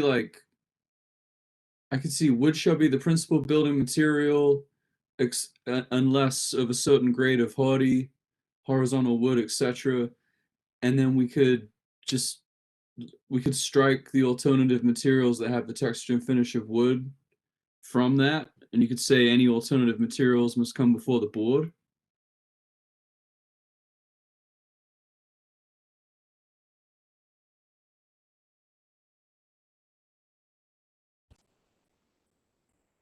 I don't think we should open the door to future boards having a creative license regarding interpretation. I really think we should lock it down. Well, we kind of do have creative license to interpretation. Like that's sort of why we're here. So Yeah. I'm just trying to eliminate us. That's my job. Let's just put a robot right here. free up our evening. Darren wants to go home. Come on.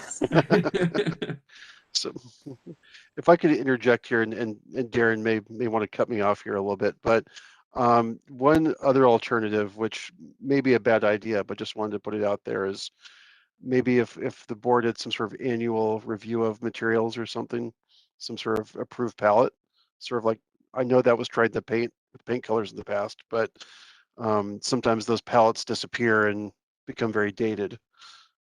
Just thinking outside the box here, what if there's like an annual review of acceptable materials or something? And again, I'll let Darren shoot me down if he thinks I shouldn't be going here, but just as a way of maybe splitting the difference here a little bit. So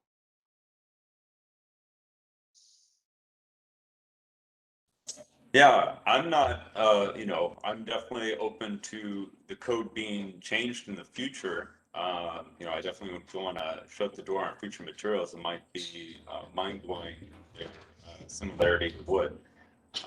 So I'm open to that idea. Yeah, so this is Darren again. So John, I think that's a good suggestion.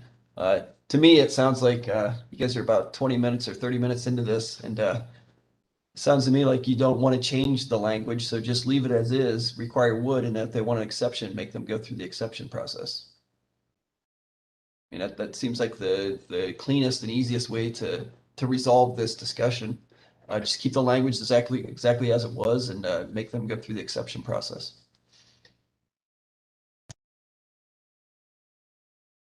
Is there any way that we can word it so that I see people come in a lot of times, homeowners, with a lot of anxiety about going outside of what the code is, and I can feel for them on that. Is there any way that we could add something that, like I think Richard said earlier, with regards to the committee can committee to review, committee to approve, potentially, if it's outside of what we're requiring? Yes. But don't forget that this is also just for the stores on Main Street. This is not homeowners. correct. Okay, I know you said that. Yeah, shit. Yeah. Okay. Yeah, so the code would have been in place. So for instance, when the Icon building came through, and they came through and proposed hardy plank instead of wood, and it went through the HRB. The HRB recommended approval of that material because they did provide the sample boards, like Danny was saying, and the HRB at the time was comfortable with that as an alternative material because it was the look and feel wood, quote unquote, and that's how that got through. Just even though it said wood should be the principal building material.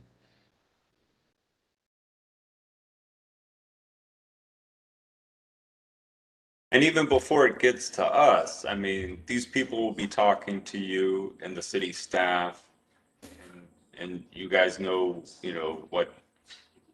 how our stance is and what materials have been approved. So if someone comes up and says, "Hey, I want to do something that isn't wood, what do you think of this?" Then they would already have that staff consultation before they come before us. So I'm not too concerned about a chilling effect.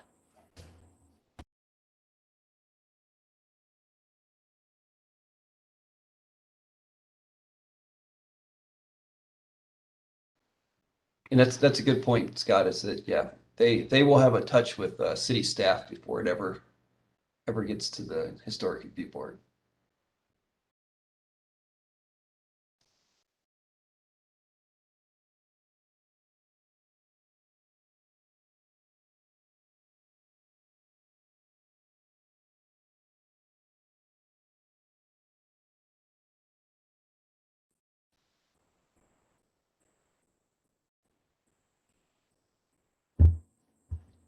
Should we move forward to the next comment in Yep. blue, maybe? That works for me. So I think this is well taken, and we'll bring back some options. So on that. So I think moving on from this one now that we've talked about materials. So I think there was other conversations on back a year ago about awnings, and there was, due to various things, Public Works no longer wants permanent fixtures in the right of way that touch the ground. And so one of the questions from last time was, what happens to the existing posts out there for, buildings that are sort of no longer compliant with the standard? I've reached out to that department. We're still talking about that. So I don't have an update for you on that yet. I will the next time we talk about Chapter 58. So, sorry about that.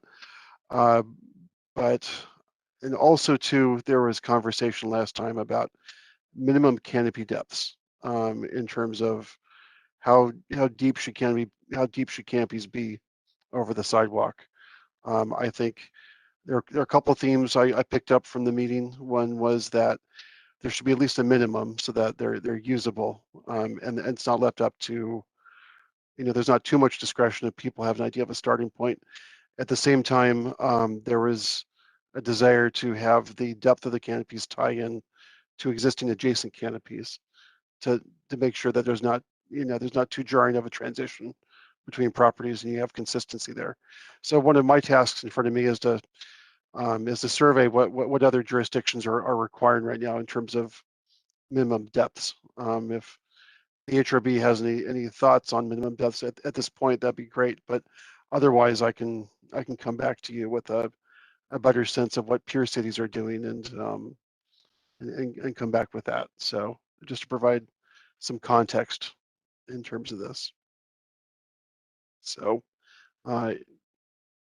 if there's any questions about this, I'm happy to chat. Otherwise, I can move on to the next item.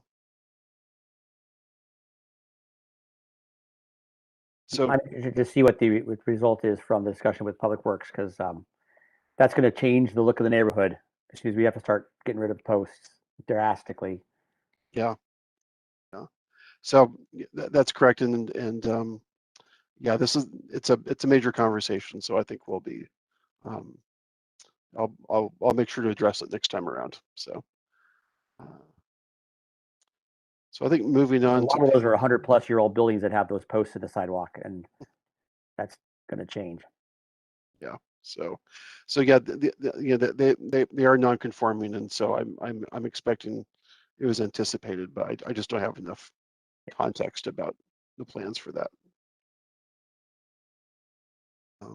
So moving on to page 9, in terms of this here.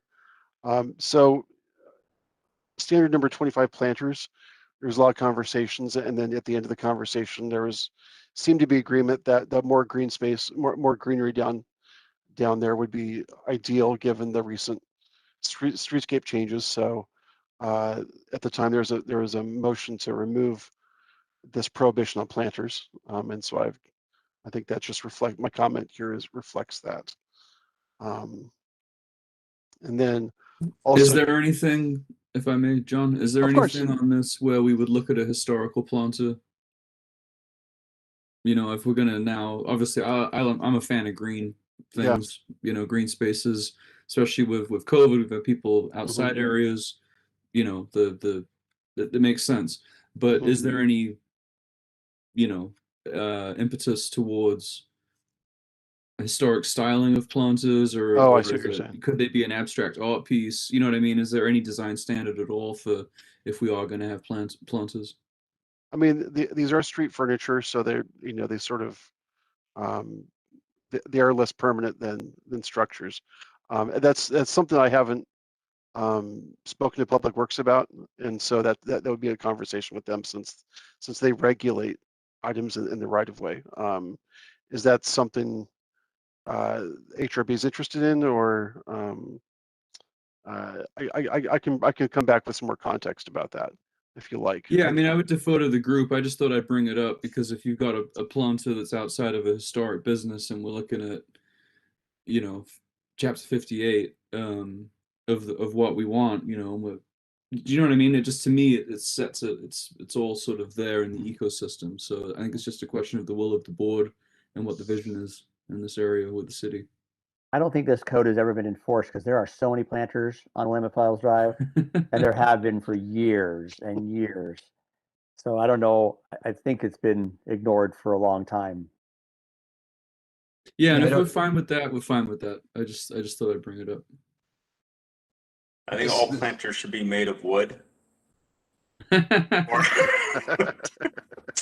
hard This to is this is Darren again, and John and I would have to do some digging, but I'm guessing that this was originally put in there to eliminate the window planters Oh, yes, that's from right. the facade, would That's be right. my guess. Okay. And so, you know, planters, they're not going to show you what planters they're going to be putting on their sidewalk to delineate their seating space for a new building when it comes through the process. They're just going to be showing you the facade of the building. So Yeah, and even this it might be something that is best, you know, left as part of the street furniture.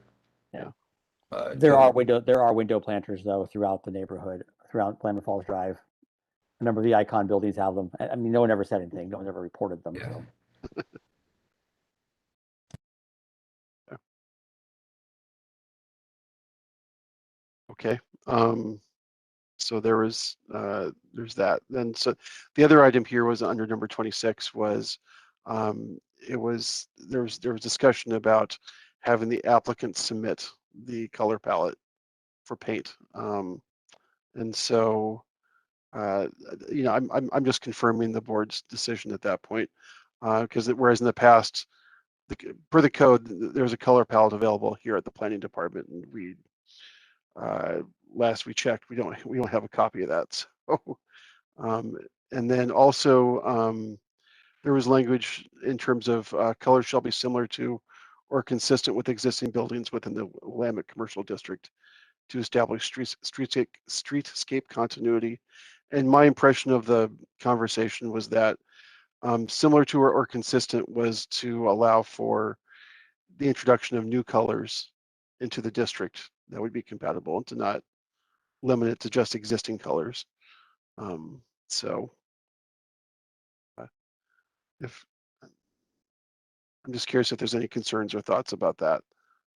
This is more confirmation of that conversation, but it's been a year, so we may all have a slightly different perspective.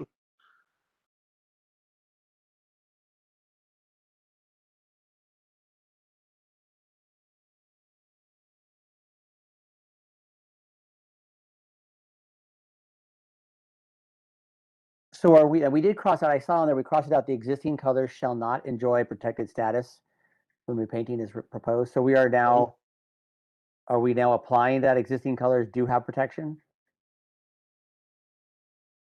By removing that? Or we're just asking for a resubmission no matter what?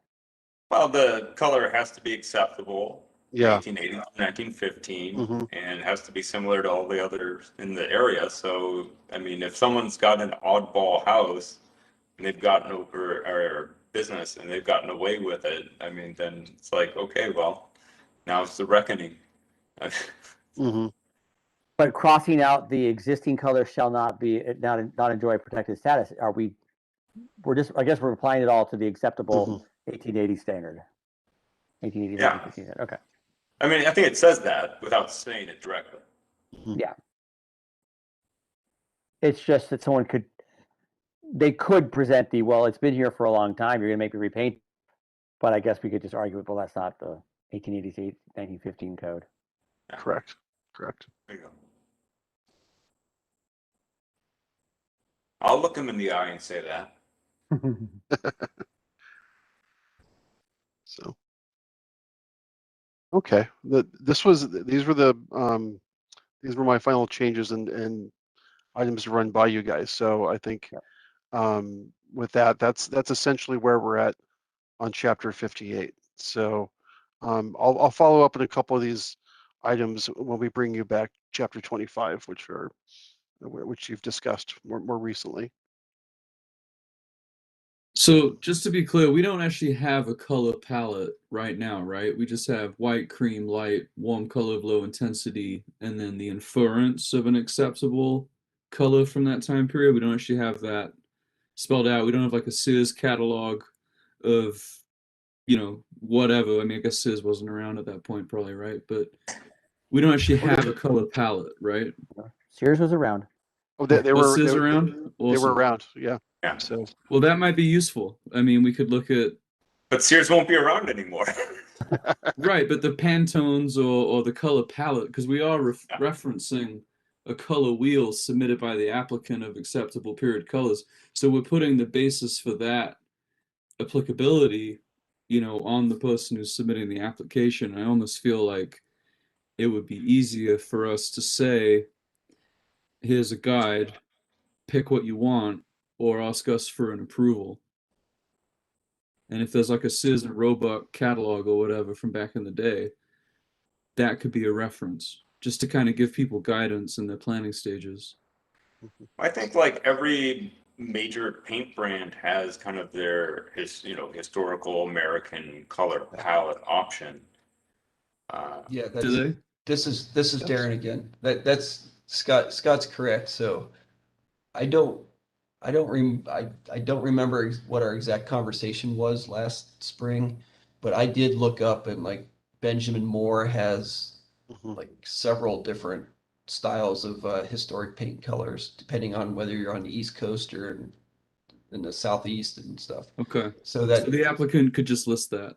They could yeah, list so that's the why we made reference the to that. decision not to try to say you have to fall within these three. Plus we really don't want to be naming corporations in our code either. Sure. And it's sort of showing deference to them versus something else. So yeah, just Sure. allow them to say, hey, we're going to use the 1890 to 1910 paint color from Benjamin Moore, and this is one of the palettes. And it puts the burden on the applicant to do the work of what they want to do versus just putting it on us to maintain that color wheel. Okay, sounds good. Freedom. Okay. Okay. Well, excellent. Well, thank you. Thank you all. Thank you. So next point on that, will you come back with a final version of this, John, or what's the next step, do you think? Okay, so next steps is that, so we are still in the workshop phase. So I will bring you back a revised draft and potentially some choices of language to consider, along with changes to chapter 25. And so the next time you will see this, you'll still be within workshop. It will not be a public hearing. The idea is to work out all these kinks before we get into the hearing stage and things get a little more laborious, and so to work through. So I think hopefully we can get that to you next month or thereafter. But there's a lot of other work to be done this year, as I'll mention in my items of interest from staff. So well, hopefully next month we can come back and talk about some of the stuff. So Perfect. Thank you. Sounds good, John. Welcome to the party. Thank you. Okay. Good. Then our last item in our work session is the election of board officers.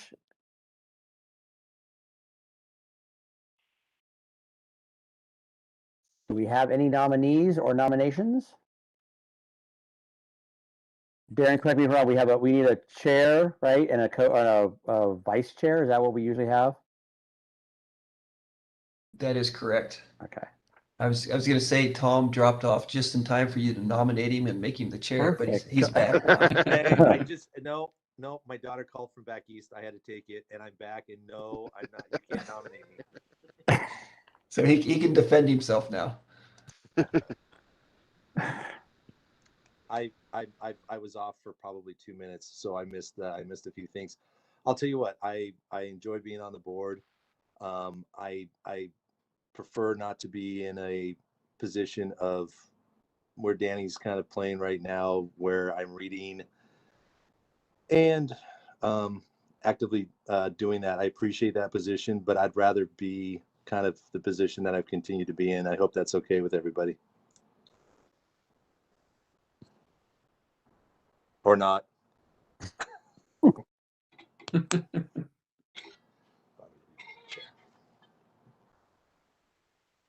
I'm happy to continue in the chair position. It's not a role I want or need, but if anyone else wants to step in, I am absolutely happy to step down too.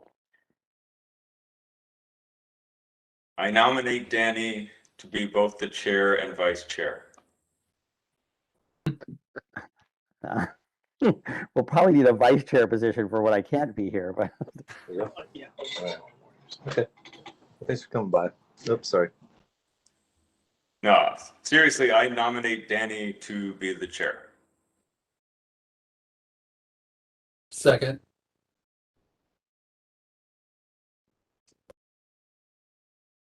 we have someone willing to take over the vice chair position.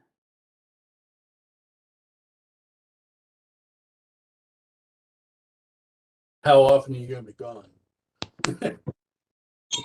Hopefully not too often. I nominate Richard. Oh boy. Thanks, Tom. Are you interested in that position, Richard? I mean, I do. I don't know if I really can do that because I do sometimes have conflicts with another nonprofit board that I'm a part of.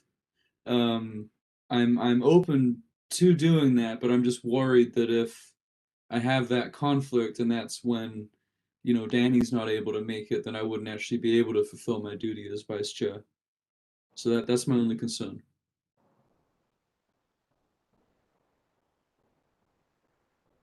So if there's any guidance, maybe from Darren, what you'd recommend. I can tell you this, Danny has missed very few meetings in the time that we've shared the board. Well, when they're virtual, I can't have an excuse. I mean, it's kind of hard. What? How long is the term? Is it a 1-year term? Correct. Yeah, 1 year. All right, I'll be you guys' vice chair if you have me. Well, technically, it would be like 6 months, right? I mean, 7 months. That's true.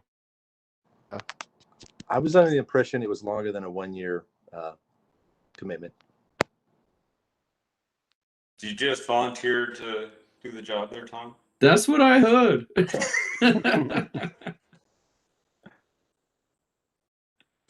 Yeah, Darren, we usually re-elect in January, right? For all the officers.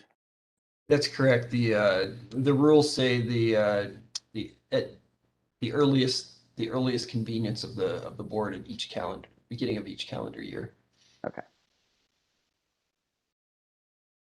So there you go, Richard. We have it until December, and then we have to revote in January. Okay, so I would accept the nomination as vice chair, but there's no guarantee that I would be chairman in the future. This is not necessarily a progressive line. Yeah.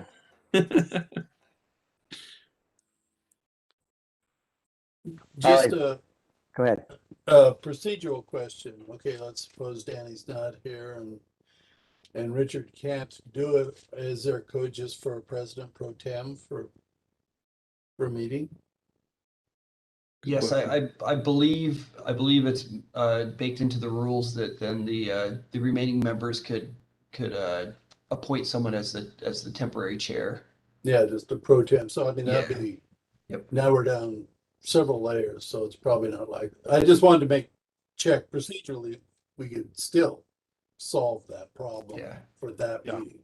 And if you remember correctly, Scott served as the step-in chair at one meeting last year. I believe it was Yeah. just a work session, but he That's performed that kind function. of what I remembered, yeah. Yeah. Okay. Well, plus if both of them aren't at the meeting, we won't have a quorum, so we'll just make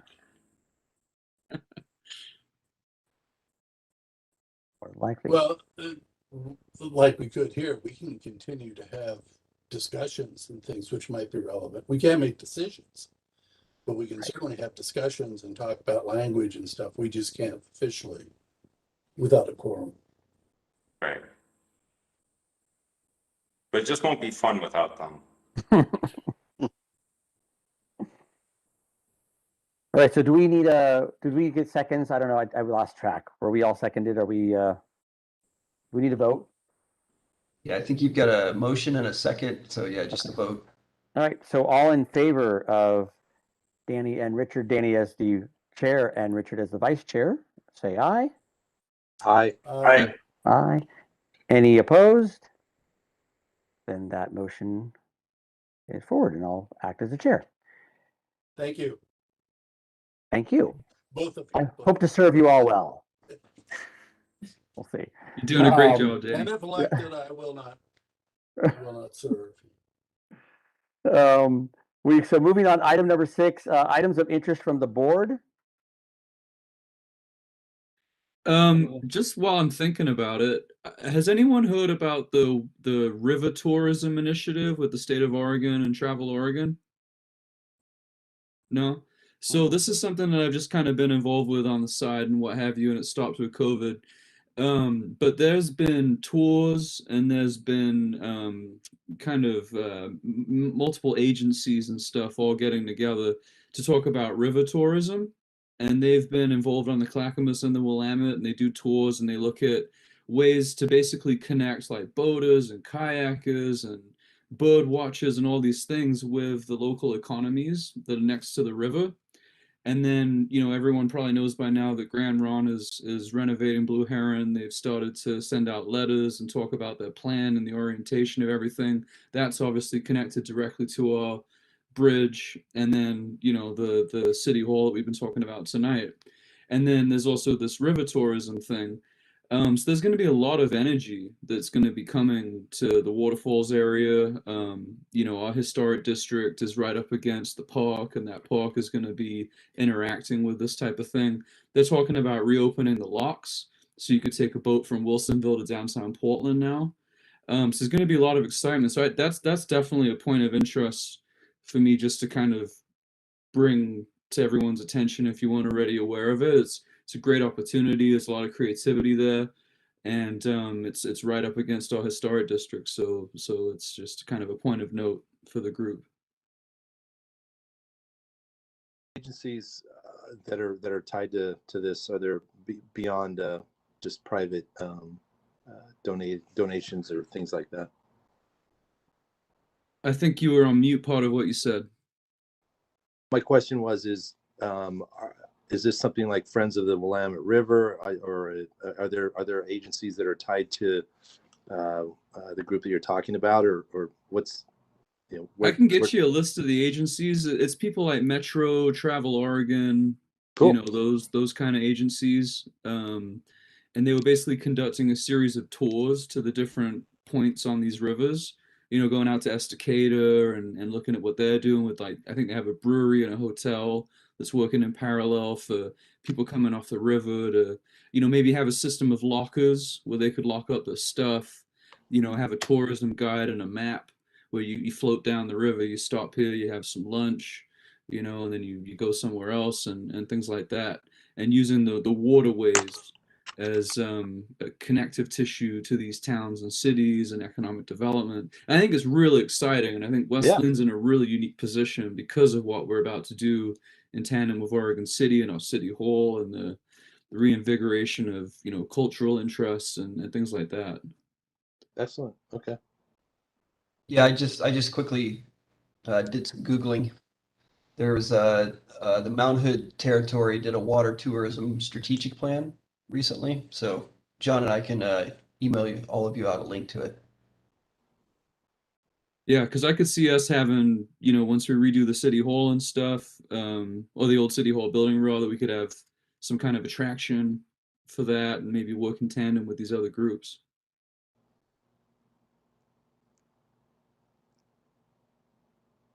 Yeah, that's great. And Dan, I had one question. This is an item from last meeting. I don't know if you were going to address it in your items from the staff, but we were asking about the status of the PGE buildings, if you had heard anything about the demolition of any of the PGE buildings or the former mill on the property on the island. Yes, thanks. Yeah, John brought that to my attention, asked me if I ever followed up on that. So we have a meeting scheduled with a couple of the public affairs folks from PGE soon. So I will get an update on where they're at because they finished their resource study of all the buildings, and so I'll get an update from them on where they're at on what they're planning on doing. Yeah, I know they did demolish the mill E, I believe it was, which is sort of in the central part of the island, closer to where the actual operating mill is, as opposed to the upstream end where all the really historic structures are. But yeah, I will get that answer and have John report back to you then. Thank you. Any other items of interest for the board? I have one item of interest, but I can take it offline after the meeting. We don't have to sit here. I just want to know what the story is with parking in the Willamette district. I find that interesting. Then one day you drive through, you have to park differently. Anyway, but I can take that answer after the meeting. But I'm very interested in what went down. Well, I think now it's gone head in now. It is. Yeah. Yeah, now Why it's head was in. it? Why was Oh, it there's the other video way? shot. Look at that. Yeah, now they've gone back to head in. They've changed it. It's went Thanks, back. Tom. Yeah, I know. Why did we even have that other way? Was that just Fun. that? Yeah, I mean, that's kind of my interest is what led to that. We don't have to hold up this meeting. I'll take it after the meeting. Why did we think back in made sense? There was a Again. presentation given to the board probably 2 years ago now by the city, Lance. I can't remember Lance's title, but Lance had given this presentation that there was studies showing that that was a safer way of getting cars to park. Yet I agree with you, John. I thought it was weird, but most of the neighborhood association agreed. But that was, the new trend is to do the back in parking. And so I think that was the compromise, was to test it for a period of time. And Darren, you can correct me if I'm wrong, but I believe that was a test that they did over the summer last year and then over the fall.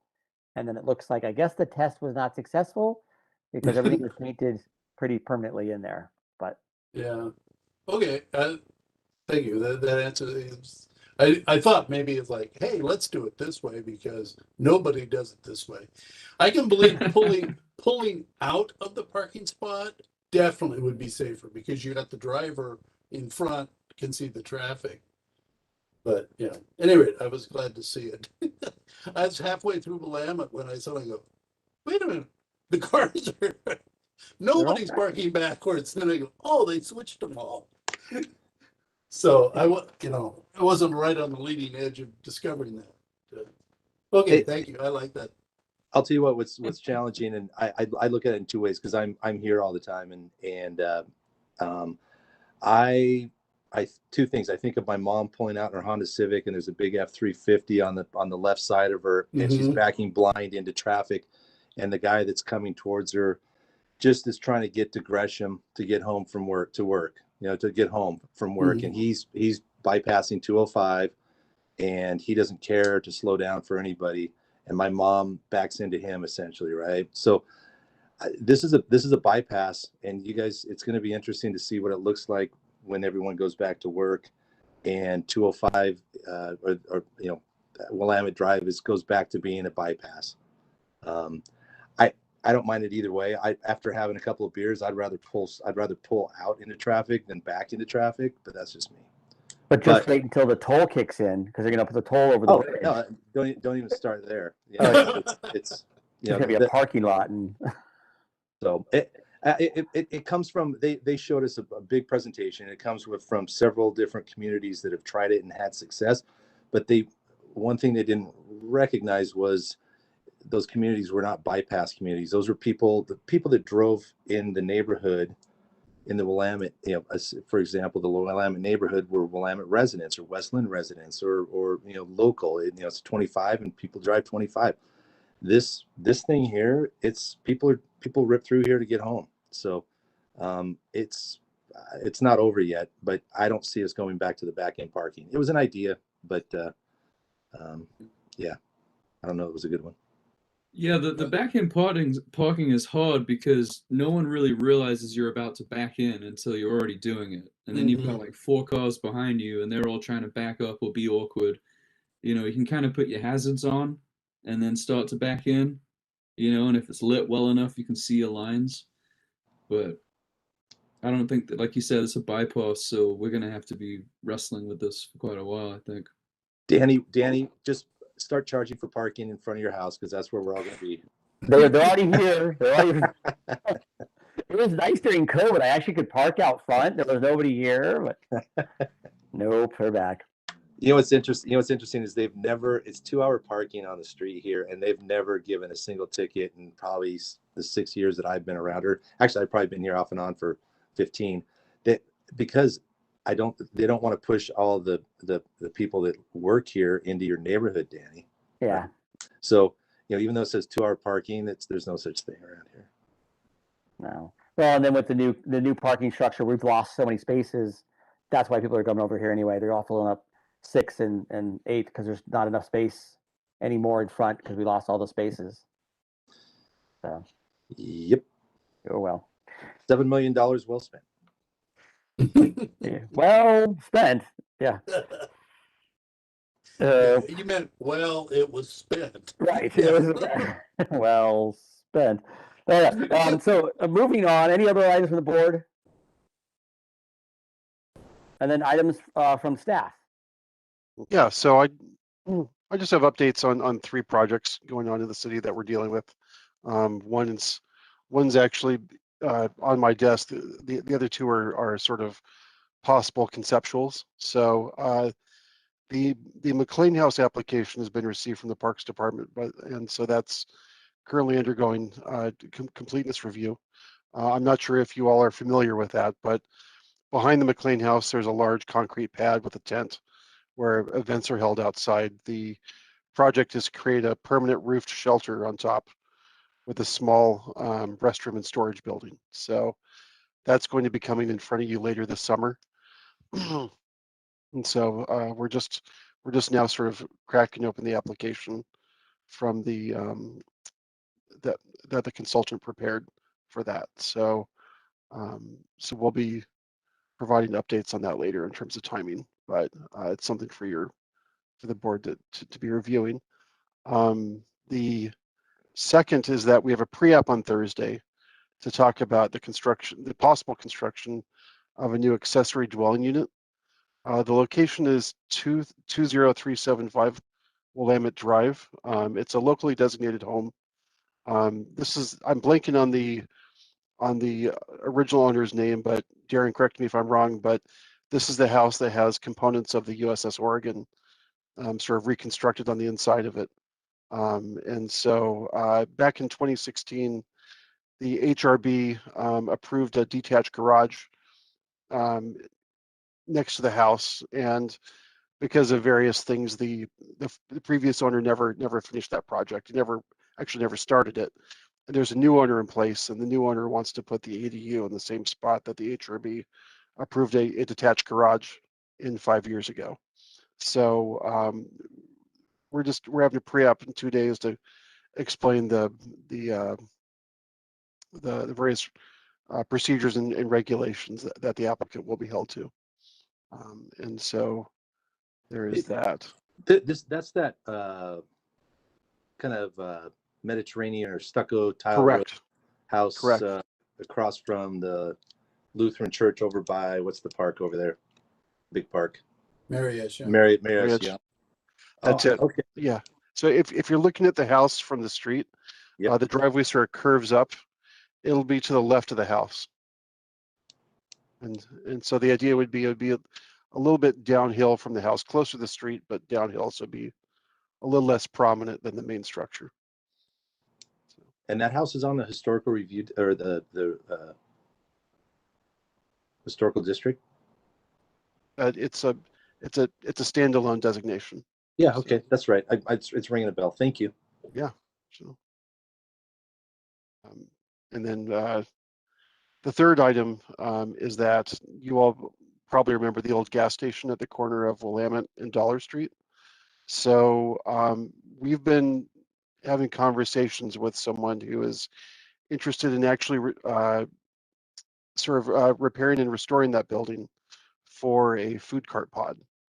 And that's something that we're having conversations with. The property ownership hasn't changed. We haven't had a pre-application meeting, but this is something we've had a number of conversations about. Staff has been looking at food carts within the city in terms of what that would require. So that's something that we're having preliminary conversations about, and it appears to be getting some legs, but there's some challenges they have to overcome. One thing that staff will have to look at in the future, and potentially the HRB, we're not quite sure yet, is that this property is within the commercial design district, and the design district is really focused on a very specific time period of 1890 to 1915. This is a gas station built probably late 60s, early 70s, and the architecture is just outside of that time period. So that's something, I think right now the owner is looking to just bring it up to basic standards and just get it going. But one concept is sort of restoring it to sort of mid-century glory, and sort of playing off the theme of sort of mid-century car culture to play with the food carts. So that's out there. There's not really an official application, but that's kind of out there in play as well. So I just wanted to let you know in terms of what's happening on the ground. Hey, Darren. Like a year ago, we had talked about maybe in order to get that piece of property developed, that we tried to take it out of the historical district. Do you remember that? I do, yep, and I think John's modest commentary. Yeah, so the sort of the give and take on that is, with it being in the commercial design district, it doesn't have any off-street parking requirements, so those are waived. So it has its benefit of being in there, because then half the property isn't taken up by parking, right? Got it. Yeah, but the challenge with this one is, if they do want to do some restoration to the existing building and the existing canopy, would we want them to make it look like it's from 1910, or would we want to push them more toward what they're thinking of, what John was saying, allow them to do more of a mid-century modern facade type thing to fit what the actual structure is? So Could they do that with design exceptions? I mean, can we grant them all the exceptions they need to do it? I think that's what, the way the code is written right now, I think that's how it would have to be done. Yeah. Or some kind of variance or something, but yeah. So yeah, John's going to be looking into it more in-depth review of how we could go about it if this proposal actually comes to fruition. Yeah, that's exciting. Whether you want food carts in Westland or not, that's exciting just to see that piece of property possibly get cleaned up. I mean, if it does anything like the place across from Tony's over in Oregon City, I mean, that place is obviously turned into a home run. Yeah. Mm-hmm. Now, do we have to put a brewery in across the street? Absolutely. Okay, all right. That should be the design criteria. Well, there is a cider house there. I guess that's true, but they don't brew, do they? They want to, but they can't right now. Oh, Yeah. okay. Well, maybe that'll be a use for those new platinum boards that look like wood. Yes. Yeah. So I think that's all I had. Darren, did you want to chime in with anything else? No, I do not think so. Yeah. Good. Well, at that, then it's 8:31 p.m. I think we could call this meeting adjourned unless there's anything else. We'll adjourn the meeting at 8:31 p.m. Thank you, everyone, for all of your hard work. I think we went through a lot on Thank that. you all. It was great. John, thank you for the time that you put in just already. It's great to meet you, and look forward to continue to do some work with you. Thank you very much. I'm enjoying this. So looking forward to next month. Yeah. We'll So talk our when we next hear month from you. meeting date, John, just so we can double check our calendar, is June Yes. 15th. Is that right? Correct. It's June 15th. That would be the third Tuesday. So And are we still on virtual for the time being, Darren and John? Is that where the plans Yes. for the city? Yes, that's correct. It's still going to be virtual until further guidance from the state.